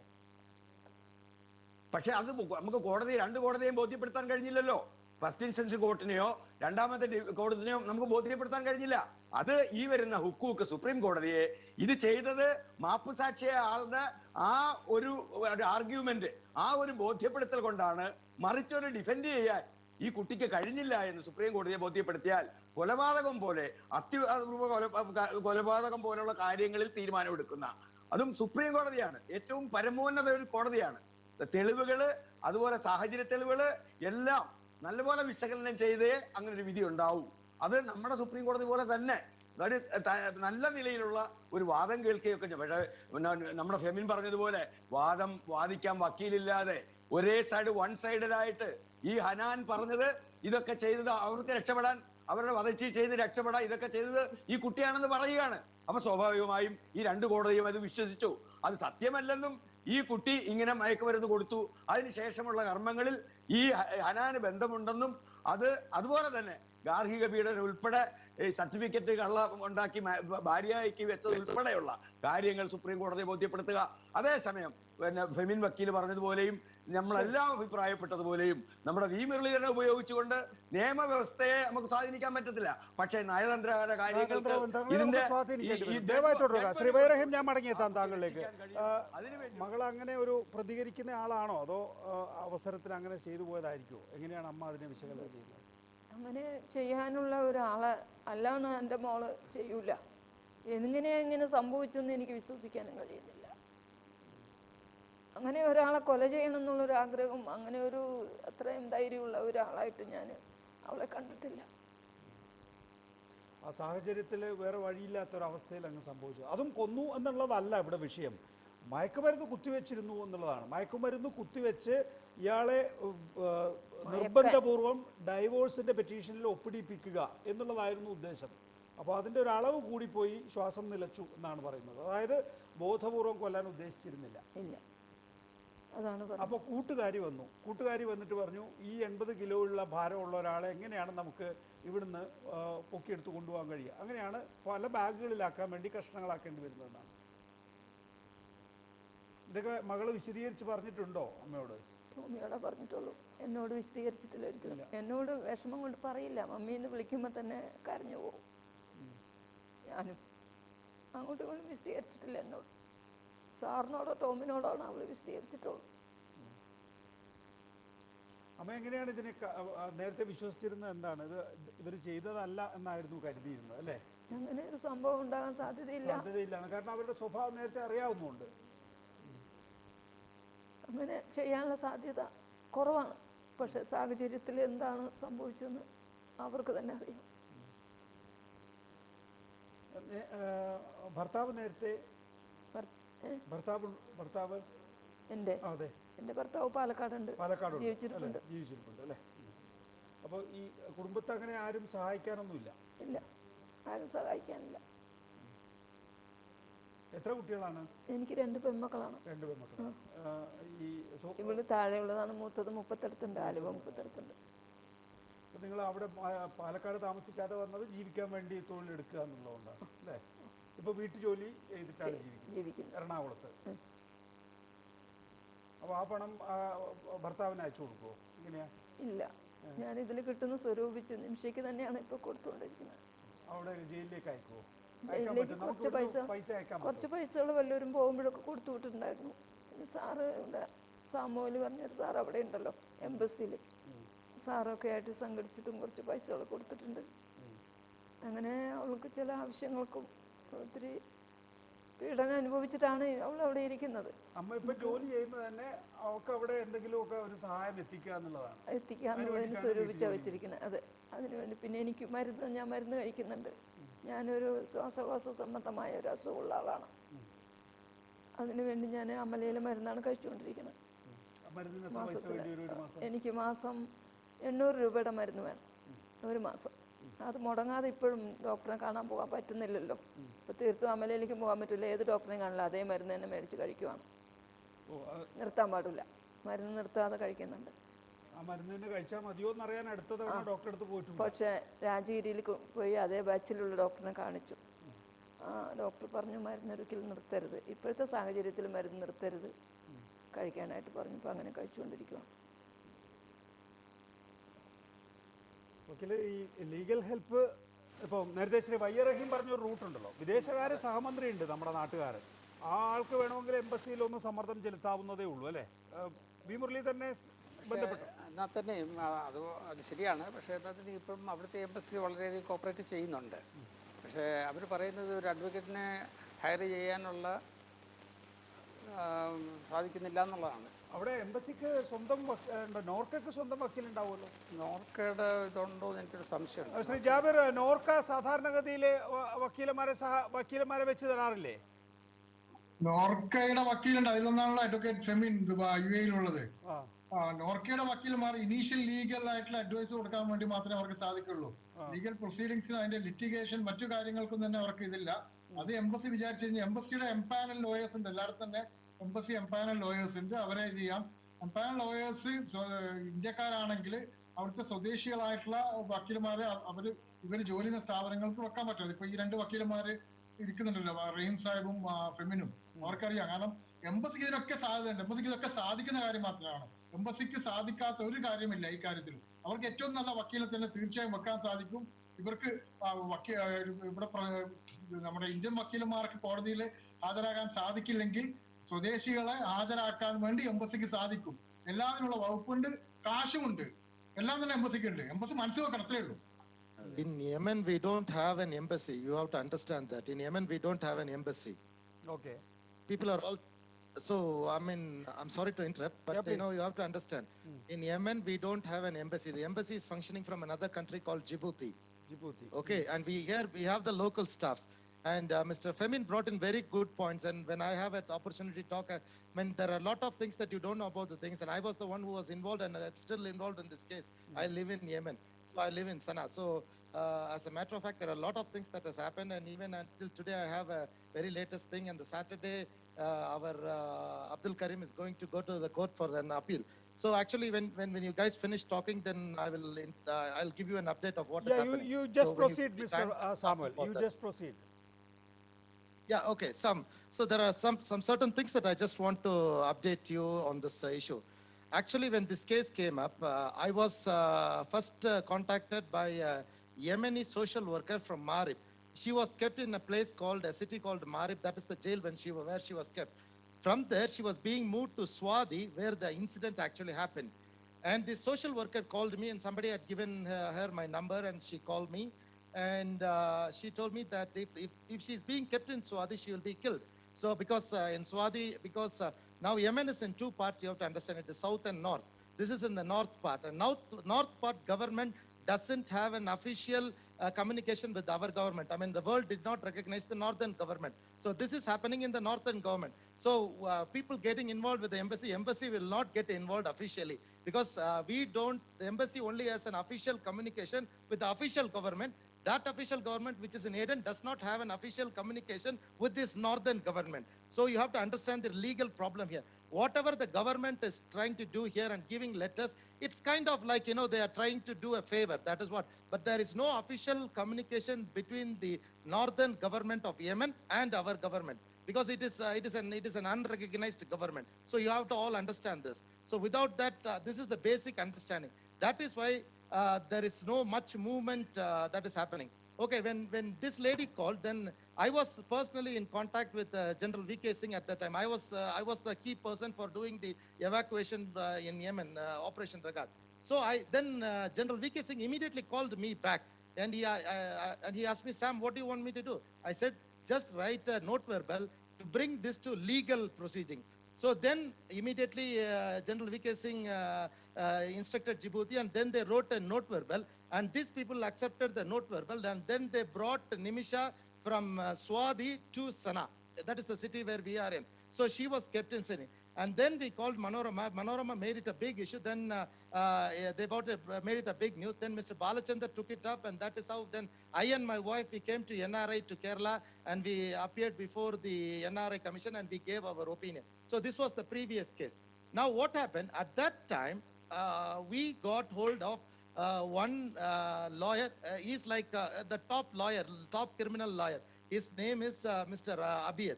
This Abiyat demanded $40,000. $40,000. He asked for $20,000 for his fees and $20,000 for the blood money and everything. You have to understand. See, the legal system works well. I mean, pretty well here. But at the end of the day, there are many lawyers here. You will understand, and people who are in here now. Nimisha is a scapegoat for them. In my table, I have the complete investigation file. I have it with me. And it clearly says Nimisha is the culprit, and they go by that. As a matter of fact, we don't have a solid grounds to prove her innocence. Whatever Nimisha says, there is no lawyer who would speak on her behalf. This Abdul Karim is a lawyer who was appointed by the government. So that is what it is. So, I mean, now we could not go ahead with Mr. Abiyat because we did not have the money. So I personally met when I came to India. I went to Delhi and I met Mr. General V.K. Singh. I met J.S. Gulf personally twice for Nimisha's case. So I have taken up this case to the highest level at that time. And since Nimisha orally accepted that she has done the thing, Indian government does not have a direct communication with the current government. So these are the real hurdles. So what I would say is, now there is something else I want to add here. Very recently, we gave $1,500 to this Abdul Karim, and I was in that meeting, and I clearly gave him a timeline. I told him, these are the things you have to do. Number one, he has to communicate with the sheikhs, who will actually in turn communicate with the victim's family. And I told him I should be present in all that meetings. And now that the embassy is also involved, then he agreed in the meeting, everything. He took the money and he wrote a thing that he has received the money. And he said within 2 weeks, he will take me to the meetings. And until today, this has not happened. So which I assume that probably that meetings happened or not. He says the meeting happened, which I personally don't believe. I know I'm living in Yemen since 1999. I'm an advisor to a CEO of an airline. I'm in a very, very senior position here. And I don't believe what this person says. But nevertheless, at this point in time, we cannot ignore him because at least we need to have this guy's help until he files a case for the appeal. So now that is what I am personally thinking is we need to use this guy. On Saturday, I'm going to push him to go to the court to make an appeal. Actually, in the last meeting, this Abdul Karim told me that he already took a letter from Nimisha stating that he is going to be her lawyer. And today, just before this meeting, I was speaking to the embassy guy, and he has again told the embassy guy he needs to take a letter from Nimisha, which is contradicting to what he stated to me during the time he received the money. So the thing is that in a nutshell, what we can say is this Abdul Karim cannot do much on this thing, but we need to use him until he files an appeal. So once he files an appeal, then we should find a better lawyer. And actually, Mr. Abiyat is a very, very, very highly reputed lawyer, and his fees was the total amount was only $40,000, which including the blood money. But this Abdul Karim came and he raised it to $70,000. $60,000 or $70,000, and it's absurd. It's literally absurd. So I am the man in the ground, and I'm seeing all those things. And actually, as a matter of fact, to be honest, I'm telling you, Nimisha is siding with Abdul Karim. As a matter of fact, that is what it is. Nimisha should be listening to what the people are saying from Kerala and from what we are saying here. Instead, she should not be making any decision of her own. But if she is quiet and she's listening to us, and there could be a solution. And now, practically, as Mr. Femin said, there is I had a very in-depth reason with many lawyers here, and they clearly said there is a possibility that she has to, even if we do the blood money, and there is a possibility that she has to do a jail term. So this is also, and actually Mr. Femin brought it up very clearly, that is a possibility. But there is also a possibility that we can, once that has happened, we can talk to the local authorities, and the time that she had already spent in the jail could have been considered, and that she can be released. So that is also a possibility. That's also a possibility. Okay. That is also a possibility. Now, Mr. Nigesh, there is one more thing I want to add, very important thing. Samuel, I'll come back to you. I'll come back to you. Okay, please. Yeah. Mr. Samuel, Yes. my name is Advocate Vayu Rahim. I'm in UAE last 41 years. Great. So if there is no embassy, no recognition, these are things we know. But one Yes. guy, his name is Nalin Kotari. He Okay. is doing the emissary works there, isn't it? No, that is in a different country, not in Yemen. He is in Djibouti. Okay, he is looking after there, isn't it? No, he is not in Yemen. He is in Djibouti. He has nothing to do with Yemen. But we heard that he already intervened in this case. No? Brother, I am in Yemen. So what I'm telling you is the fact. Nalin No, Kotari has nothing to do. then who is doing the emissary works in Yemen now? There is nothing here. There is nobody here. Because The the embassy- family itself, the family itself says they are contracting as a representative of embassy there. അല്ല That- ശിവയ്യ that- Rahim Yemeni Shri people, Yemeni Shri people, Samuel Yemeni ഒരു people minute are there. ഞാനൊന്ന് ഇടപെട്ടോട്ടെ Yemeni Shri വയ്യ staff Rahim is Shri there. വയ്യ Okay, റഹീം okay, ഒരു at minute least, ഒരു at minute least the Yemeni setup is there. Shri വയ്യ Rahim Shri Samuel പറയുന്നത് നോർത്തും സൗത്തും ആയിട്ട് രണ്ട് പോളായി തിരിഞ്ഞിരിക്കുകയാണ്. അൺറെക്കഗ്നൈസ്ഡ് ഗവൺമെന്റ് ആണ്. ഇന്ത്യ ഗവൺമെന്റിന് ഏതെങ്കിലും തരത്തിലുള്ള ഒരു കമ്മ്യൂണിക്കേഷൻ ഇല്ല നോർത്ത് ഗവൺമെന്റുമായിട്ട് എന്നാണ്. ഇവിടെ അതിനകത്ത് നമ്മൾ ശ്രദ്ധിക്കേണ്ട ഒരു പാർട്ട് എന്ന് പറയുന്നത് ഈ അബ്ദുൽ കരീം പറ്റിച്ചുകൊണ്ടിരിക്കുകയാണ്. അയാൾ കൂടുതൽ പൈസ ചോദിക്കുന്നു എന്നുള്ളതാണ് അദ്ദേഹത്തിൻ്റെ ഒരു വാദം. അതോടൊപ്പം തന്നെ ഒരു അഭയത്തിനെ കുറിച്ച് പറയുന്നു. $40,000 $40,000 അവർ ചോദിക്കുന്നത് അദ്ദേഹത്തിൻ്റെ ഫീസും ബ്ലഡ് മണിയും കൂടിയാണ് എന്നാണ്. ഈ 40,000 ഈ $40,000 No, sorry to interrupt. No, that was not Abdul Karim. That was the previous lawyer, a very prominent lawyer. He asked for $40,000. Yeah, that's But what I am Abdul Karim saying. came, and now it has become $70,000. Oh. Abdul Karim has increased it to $70,000. No, so Abdul Karim has increased to $70,000, but one Mr. Abiyat is asking for just $40,000, right? Yeah, exactly. Yeah, is he available now? Yeah, he should be available. I mean, I did not contact him because, as a matter of fact, there is a gap of about 1.5 years between these two things. So you have to understand. Why did we not go ahead with Abiyat? Because at that time there was no money, no money, and I personally talked to the government. Government said we will not pay any money, so we were not even able to raise any money. So we had to let the Abiyat go.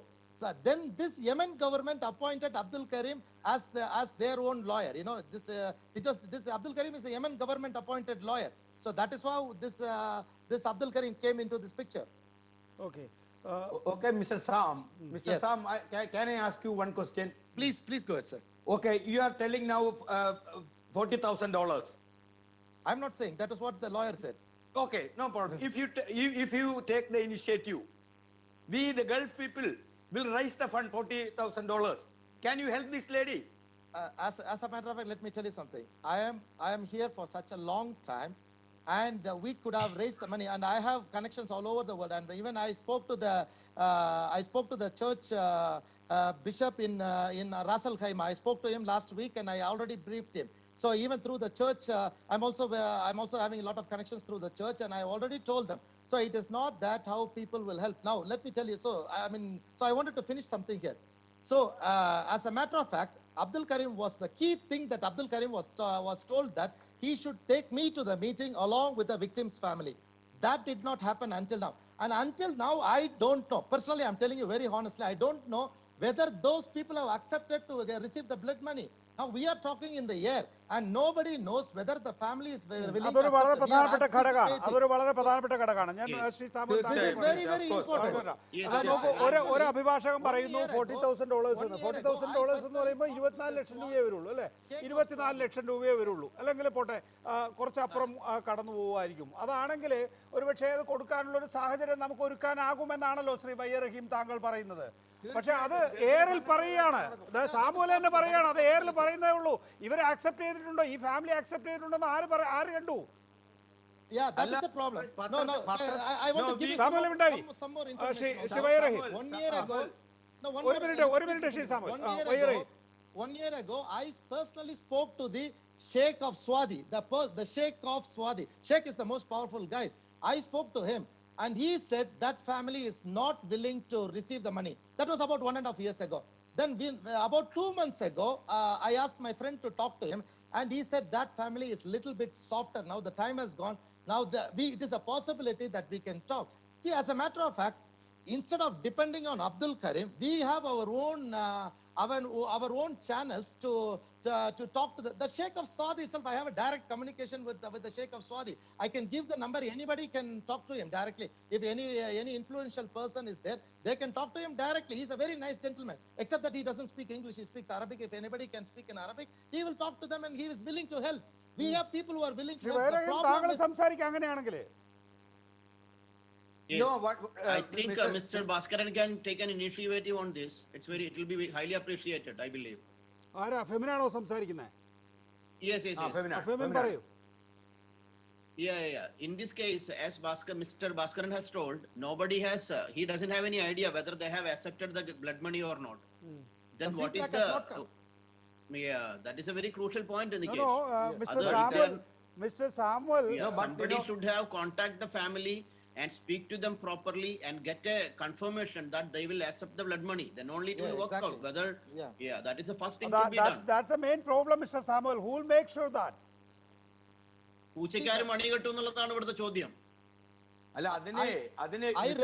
I requested myself to be in the meeting, and nobody has taken me to the meeting because now the embassy got involved. This Badr is involved, so he's kind of bossing the thing. And the meeting happened between me, Abdul Karim, Badr, and Mr. Nafa, 2 people from the embassy, and Nafa, actually one guy from the embassy. He is actually from the same place. It is about 7 hours drive from here. He is from the same place, and he's the one who made an appointment through with the Sheikh, and the Sheikh came to the embassy, and we spoke to him 1.5 years ago. So he was very happy to help us, but at that time, that family was not willing to talk. But now it seems, I'm using the word, it seems like that family is willing to talk.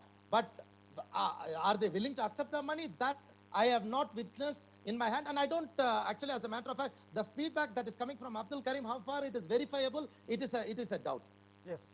ഇവിടെ ശിവയ്യ റഹീം ഒരു minute. ശിവയ്യ റഹീം, നമ്മളെ സംബന്ധിച്ചിടത്തോളം IS Iraq കീഴടക്കിയ സമയത്ത് നമ്മൾ നഴ്സുമാരെ ഇങ്ങോട്ടേക്ക് കൊണ്ടുവന്നിട്ടുണ്ട്, 10-70 നഴ്സുമാരെ. അത്രയും നമ്മൾ ത്യാഗപൂർവമായ സമീപനം എല്ലാ നഴ്സുമാർക്ക് വേണ്ടിയും എല്ലാ വിദേശ ഇന്ത്യക്കാർക്ക് വേണ്ടിയും എടുക്കാറുണ്ട്. അപ്പോൾ ഈ ഒരു കാര്യത്തിൽ നമ്മൾ എടുക്കണം. ഇപ്പോൾ നോർത്തിൽ നമ്മുടെ ഗവൺമെൻറ്റുമായിട്ട് അവർക്ക് കമ്മ്യൂണിക്കേഷൻ ഇല്ല എങ്കിൽ തന്നെയും അതിൻ്റെ ചാനൽ തുറക്കാൻ നമ്മുടെ രാജ്യത്തിന് കഴിയാറുണ്ട്, അല്ലേ? നമ്മുടെ റോയ് ആയാലും വിദേശ രാജ്യത്തുള്ള എംബസി ആയാലും എല്ലാം തന്നെയും അങ്ങനെ ചെയ്യാറുണ്ട്.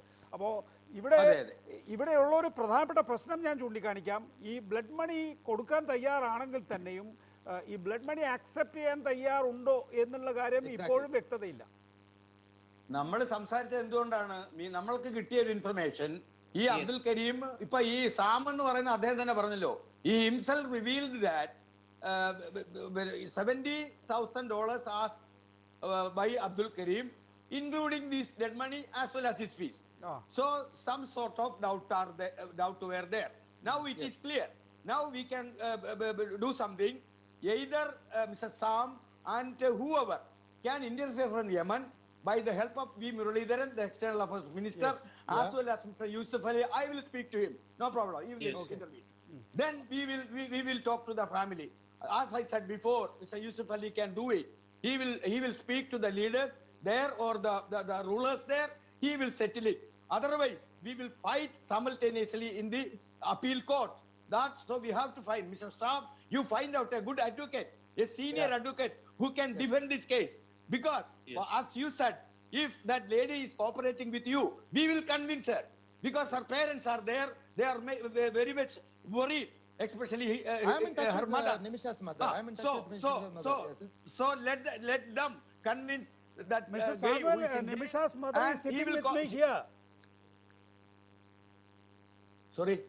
Mr. Samuel, Nimisha's mother is sitting with me here. So you can I spoke talk to her her even if you before want. yesterday. No, I even spoke to her day before. Do you have any specific question to her? Because, Nigesh boy, Mr. Samuel himself is telling that Nimisha is supporting Abdul Karim. Abdul Karim is not a good advocate, and he found another advocate. അല്ലല്ല അല്പം asking മുമ്പ് only നിമിഷ 50 തന്നെ instead of പറഞ്ഞു 70. നിമിഷ തന്നെ No, അല്പം no, I മുമ്പ് did- പറഞ്ഞു no, Shri that was വയ്യ the Rahim previous advocate. I ഇപ്പോഴുള്ള did not find- that was അഭിഭാഷകൻ through the അതെനിക്ക് embassy. അബ്ദുൽ കരീം ആണോ എന്ന് അറിയില്ലായിരുന്നു. ഇപ്പോഴുള്ള അഭിഭാഷകനെ കൊണ്ട് പ്രത്യേകിച്ച് ഗുണമൊന്നും ഉണ്ടായിട്ടില്ല എന്ന് നിമിഷ തന്നെ നമ്മളോട് ഈ ചർച്ച തുടങ്ങുന്ന ഘട്ടത്തിൽ പറഞ്ഞു. അവരെ എനിക്ക് 8:20 വരെ മാത്രമേ കിട്ടുള്ളായിരുന്നു. കാരണം അവിടെ 6 മണി വരെ മാത്രമേ ഫോൺ അവർക്ക് അവൈലബിൾ ആക്കാൻ കഴിയൂ. അതുകൊണ്ട് അവിടുത്തെ 6 മണിക്ക് എനിക്ക് അതായത് ഇവിടുത്തെ 8:20 എനിക്ക് അവസാനിപ്പിക്കേണ്ടി വന്നു. അത് അല്ലെ നമുക്ക് Mr. ഡയറക്റ്റ് Nigesh, ചോദിക്കാം. now we are in dilemma. What we have to do is we have to depend Samuel now, and as well as we can contact you yourself can contact me Muralidharan. This is a grave issue. No diplomatic these things and that things. So Mr. Samuel is there. You can Mr. Reporter channel. It's a big channel, and Nigesh can talk to V Muralidharan. Talk to him today itself, as well as to Yusuf Ali Khan. I will talk to him. Both of them can be done something by the help of Mr. Samuel. That is the final things we can do. Please. അതെ Because take the ശിവയ്യ step. റഹീം നമുക്ക് Only എന്തായാലും 14 V days are, മുരളീധരനിലേക്ക് ഈ with us. അപേക്ഷ എത്തിക്കണം എന്നുള്ള കാര്യത്തിൽ തർക്കമൊന്നുമില്ല. കാരണം നമ്മുടെ മലയാളിയായിട്ടുള്ള ഒരാൾ വിദേശകാര്യ സഹമന്ത്രി ആവുമ്പോൾ ഇന്ത്യക്ക് പുറത്ത് ഒരാൾ വധശിക്ഷയ്ക്ക് വിധേയമാവുക എന്നുള്ളത് എന്തായാലും ശ്രീ വി മുരളീധരൻ എന്ന വിദേശകാര്യ സഹമന്ത്രി പോലും ആഗ്രഹിക്കില്ലല്ലോ. അതുകൊണ്ട് അദ്ദേഹത്തിന്റെ കൂടി ഒരു അങ്ങ് സൂചിപ്പിച്ച ഈ നഴ്സുമാര് അവിടുന്ന് ഡിപ്ലോമാറ്റിക് ബന്ധങ്ങളൊന്നും ഇല്ലാത്തപ്പോ വന്ന് താമസിച്ച ഷാർജ എയർപോർട്ട് ഹോട്ടലിലാണ്. ഇന്ത്യൻ അസോസിയേഷൻ ഷാർജയാണ് അതിന് സൗദിയും ഒരുക്കിയത്. അന്ന് നമുക്ക് നല്ലൊരു എക്സ്റ്റേണൽ അഫയേഴ്സ് മിനിസ്റ്റർ ഉണ്ടായിരുന്നു. അവർ മരിച്ചു പോയതിൽ നമുക്ക് ഇപ്പൊ ഏറെ ദുഃഖം തോന്നുകയാണ്. സുഷമ സ്വരാജിനെ ഓരോ ഇങ്ങനെയുള്ള ഘട്ടങ്ങളിൽ നമ്മൾ ഓർക്കുകയാണ് ശ്രീ വയ്യ റഹീം. തീർച്ചയായും we missing Okay. a great lady. As a matter of fact, the government is doing their best. As a matter of fact, because I am between the government and the private people. General VK Singh, he did a very good job, and that is why she's actually alive because of that letter that the embassy sent. And we should not. But the problem here is when it comes to blood money, after VK Singh, much water has flown under Ganga. Now the ministry is S. Jaishankar and V. Muralidharan. Yeah, I know that. Yes. But I'm saying that the timeline. I'm trying to tell you the timeline. So at that time, had the India government agreed for 40,000 riyals, paying 40,000 riyals? No, India government clearly said that they will not pay. That's what I was telling. The India government was not ready to pay this $40,000. If that would have paid, she would have been long time released. About 1 year ago, she would have been released. Yes. You could have appointed Advocate Abiyad then. This wouldn't have happened. That's what I was telling. Now we still have time. We still can ask for Advocate Abiyad or somebody like that, a competent lawyer. And you be there in the ground level, and we'll all support to raise the money, as Mr. Rahim rightly said. Okay, എനിക്കിത് conclude ചെയ്യണം. അപ്പോ Shri Samuel, താങ്കളെ ഒരു minute. Shri Samuel, നേരത്തെ ശ്രീ വയ്യറേയും ചൂണ്ടിക്കാണിച്ചതുപോലെ താങ്കളെ അവിടെയുള്ള കാര്യങ്ങൾക്ക് വേണ്ടി ബന്ധപ്പെടും. വിദേശകാര്യ സഹമന്ത്രി ശ്രീ വി മുരളീധരന് നിമിഷയുടെ അമ്മ കൊടുത്തിട്ടുള്ള പെറ്റീഷൻ എത്തിക്കും. സ്വാഭാവികമായിട്ടും അവിടെ ഗവൺമെന്റിന്റെ ഒരു ഇന്ററാക്ഷന് പറ്റിയായിട്ട് ഒരു അഡ്മിനിസ്ട്രേഷൻ ഇല്ല എങ്കിൽ തന്നെയും ഗവൺമെന്റിനെ സംബന്ധിച്ചിടത്തോളം അങ്ങനെ ഇല്ലാത്ത സ്ഥലങ്ങളിൽ പോലും ബന്ധപ്പെടാനുള്ള സംവിധാനം ഉണ്ടാകുമായിരിക്കും. അത് ഗവൺമെന്റ് ഉപയോഗപ്പെടുത്തട്ടെ. അതിന് സമാന്തരമായി താങ്കൾ എന്ത് ചെയ്യണം? താങ്കൾ അവിടെ ഒരു നല്ല അഭിഭാഷകനെ കണ്ടെത്തണം. ബാക്കിയുള്ള കാര്യങ്ങളൊക്കെ നമുക്ക് മുറ പോലെ നടക്കുമായിരിക്കും കേട്ടോ. താങ്കൾ ഞാൻ പറയുന്ന മലയാളം മനസ്സിലാവുന്നുണ്ടോ താങ്കൾക്ക്? മനസ്സിലാവുന്നുണ്ട്. I mean, I can perfectly understand Malayalam, no problem. Okay, do something, Mr. Samuel, please. As Mr. Nigesh said, we are with you. We will help you. I've already worked on it. No, I already, actually, before coming to the meeting, I had a long conversation with Mr. Badar, who is the local in charge of the embassy. I told him very clearly, we have to go back. As a matter of fact, we have a WhatsApp group. I mean, for Nimisha, Mr. Balachandar and Abdul Karim and the two embassy guys, we have a WhatsApp group and we are sharing all those things. And actually, the embassy guy yesterday, he was very upset, and he immediately called me after this judgment was there. He said, Sam, this is what is happening in the court. this Abdul Karim even did not come to the court. That is what, and he was very upset, and there was nobody to even to. I mean, that's imagine. See, our own citizen who was there, and she's accused, and there is nobody to defend her, and this Abdul Karim who promised to defend her was not in the court, and that was a very embarrassing. Very embarrassing. So what? Very embarrassing. It was very That embarrassing we should situation. then, Yes, of course. we should put an And I end. know, I personally, I mean, actually, I'm very influential, and I told them I will come to the court. I have no problem. Yeah, guys, take me to the court, and they did not, because you need to have some paperwork to be done for me to appear at the court. They did not do it, and I was very upset about it. Yeah. And I said, this is what it is. You know, the thing is that the communication to be transparent and between us and the party, then things can happen. Actually, when we talked to Abiyat, you know, that was about one and a half years before. There were two things. I gave him a work scope. I clearly told him. Yes. See, one Mr. thing Samuel, is okay. I can understand you. You have expressed your point. അവസാനമായിട്ട് Yes. നമുക്ക് Mr. Nigesh ji, പറഞ്ഞോളൂ. please. I am asking Mr. Sam his number, because I will hand over this number to Yusuf Ali Khan. He will also contact him. Please kindly give the number. It's 00-967 735 444 007. 007. Can you repeat it, please? 00 967 Yeah. 7354 44007. Exactly. Yeah. Mr. I will pass this number to Mr. Yusuf Ali Khan. He will definitely contact you tomorrow. Fantastic. I mean, he can call me and no problems at all. And I'm willing to do whatever. Actually, I got involved on a human basis. Okay, because, okay, you know, Samuel, you are the thing doing is a that- very good job. Thank you very much. Yes. അപ്പോൾ അവസാനമായിട്ട് അമ്മയ്ക്ക് എന്തെങ്കിലും പറയാനുണ്ടോ? എല്ലാവരും സഹായിക്കാൻ തയ്യാറാണ്. നമുക്ക് മകളെ തിരിച്ചു കൊണ്ടുവരണം അല്ലേ? വേഗത്തിൽ നമുക്ക് കാര്യങ്ങൾ നടത്തിയെടുത്താൽ മാത്രമേ രക്ഷയുള്ളൂ. 15 ദിവസത്തിനുള്ളിൽ തന്നെ പൈസ തരാൻ തയ്യാറുള്ളവർ ഇതാ ഇപ്പോൾ ഞങ്ങളൊരു നമ്പർ കാണിക്കുന്നുണ്ട്, അക്കൗണ്ട് നമ്പർ. പ്രേമകുമാരി എന്നാണ് പേര് അല്ലേ? പ്രേമകുമാരി. ഈ നമ്പർ ശരിയാണല്ലോ? ഞാനൊന്ന് വായിക്കാം, അത് കണ്ടാൽ അറിയില്ല അല്ലേ? പ്രേമകുമാരി എന്നാണ് പേര്. അക്കൗണ്ട് നമ്പർ 000036053000003918 അല്ലേ? ശരിയാണ്. നന്ദി ഈ കാര്യങ്ങളിൽ വന്നതിന്. ഒപ്പം തന്നെ advocate Premakumari, advocate Balachandran, advocate Femin, advocate Y Rahim, Shri Jabir, ഒപ്പം തന്നെ സാമുൽ, നേരത്തെ സംസാരിച്ച കെ ബാബു എന്നിവർ. ഇറ്റ് ഈസ് അവസാനിക്കും. നമസ്കാരം.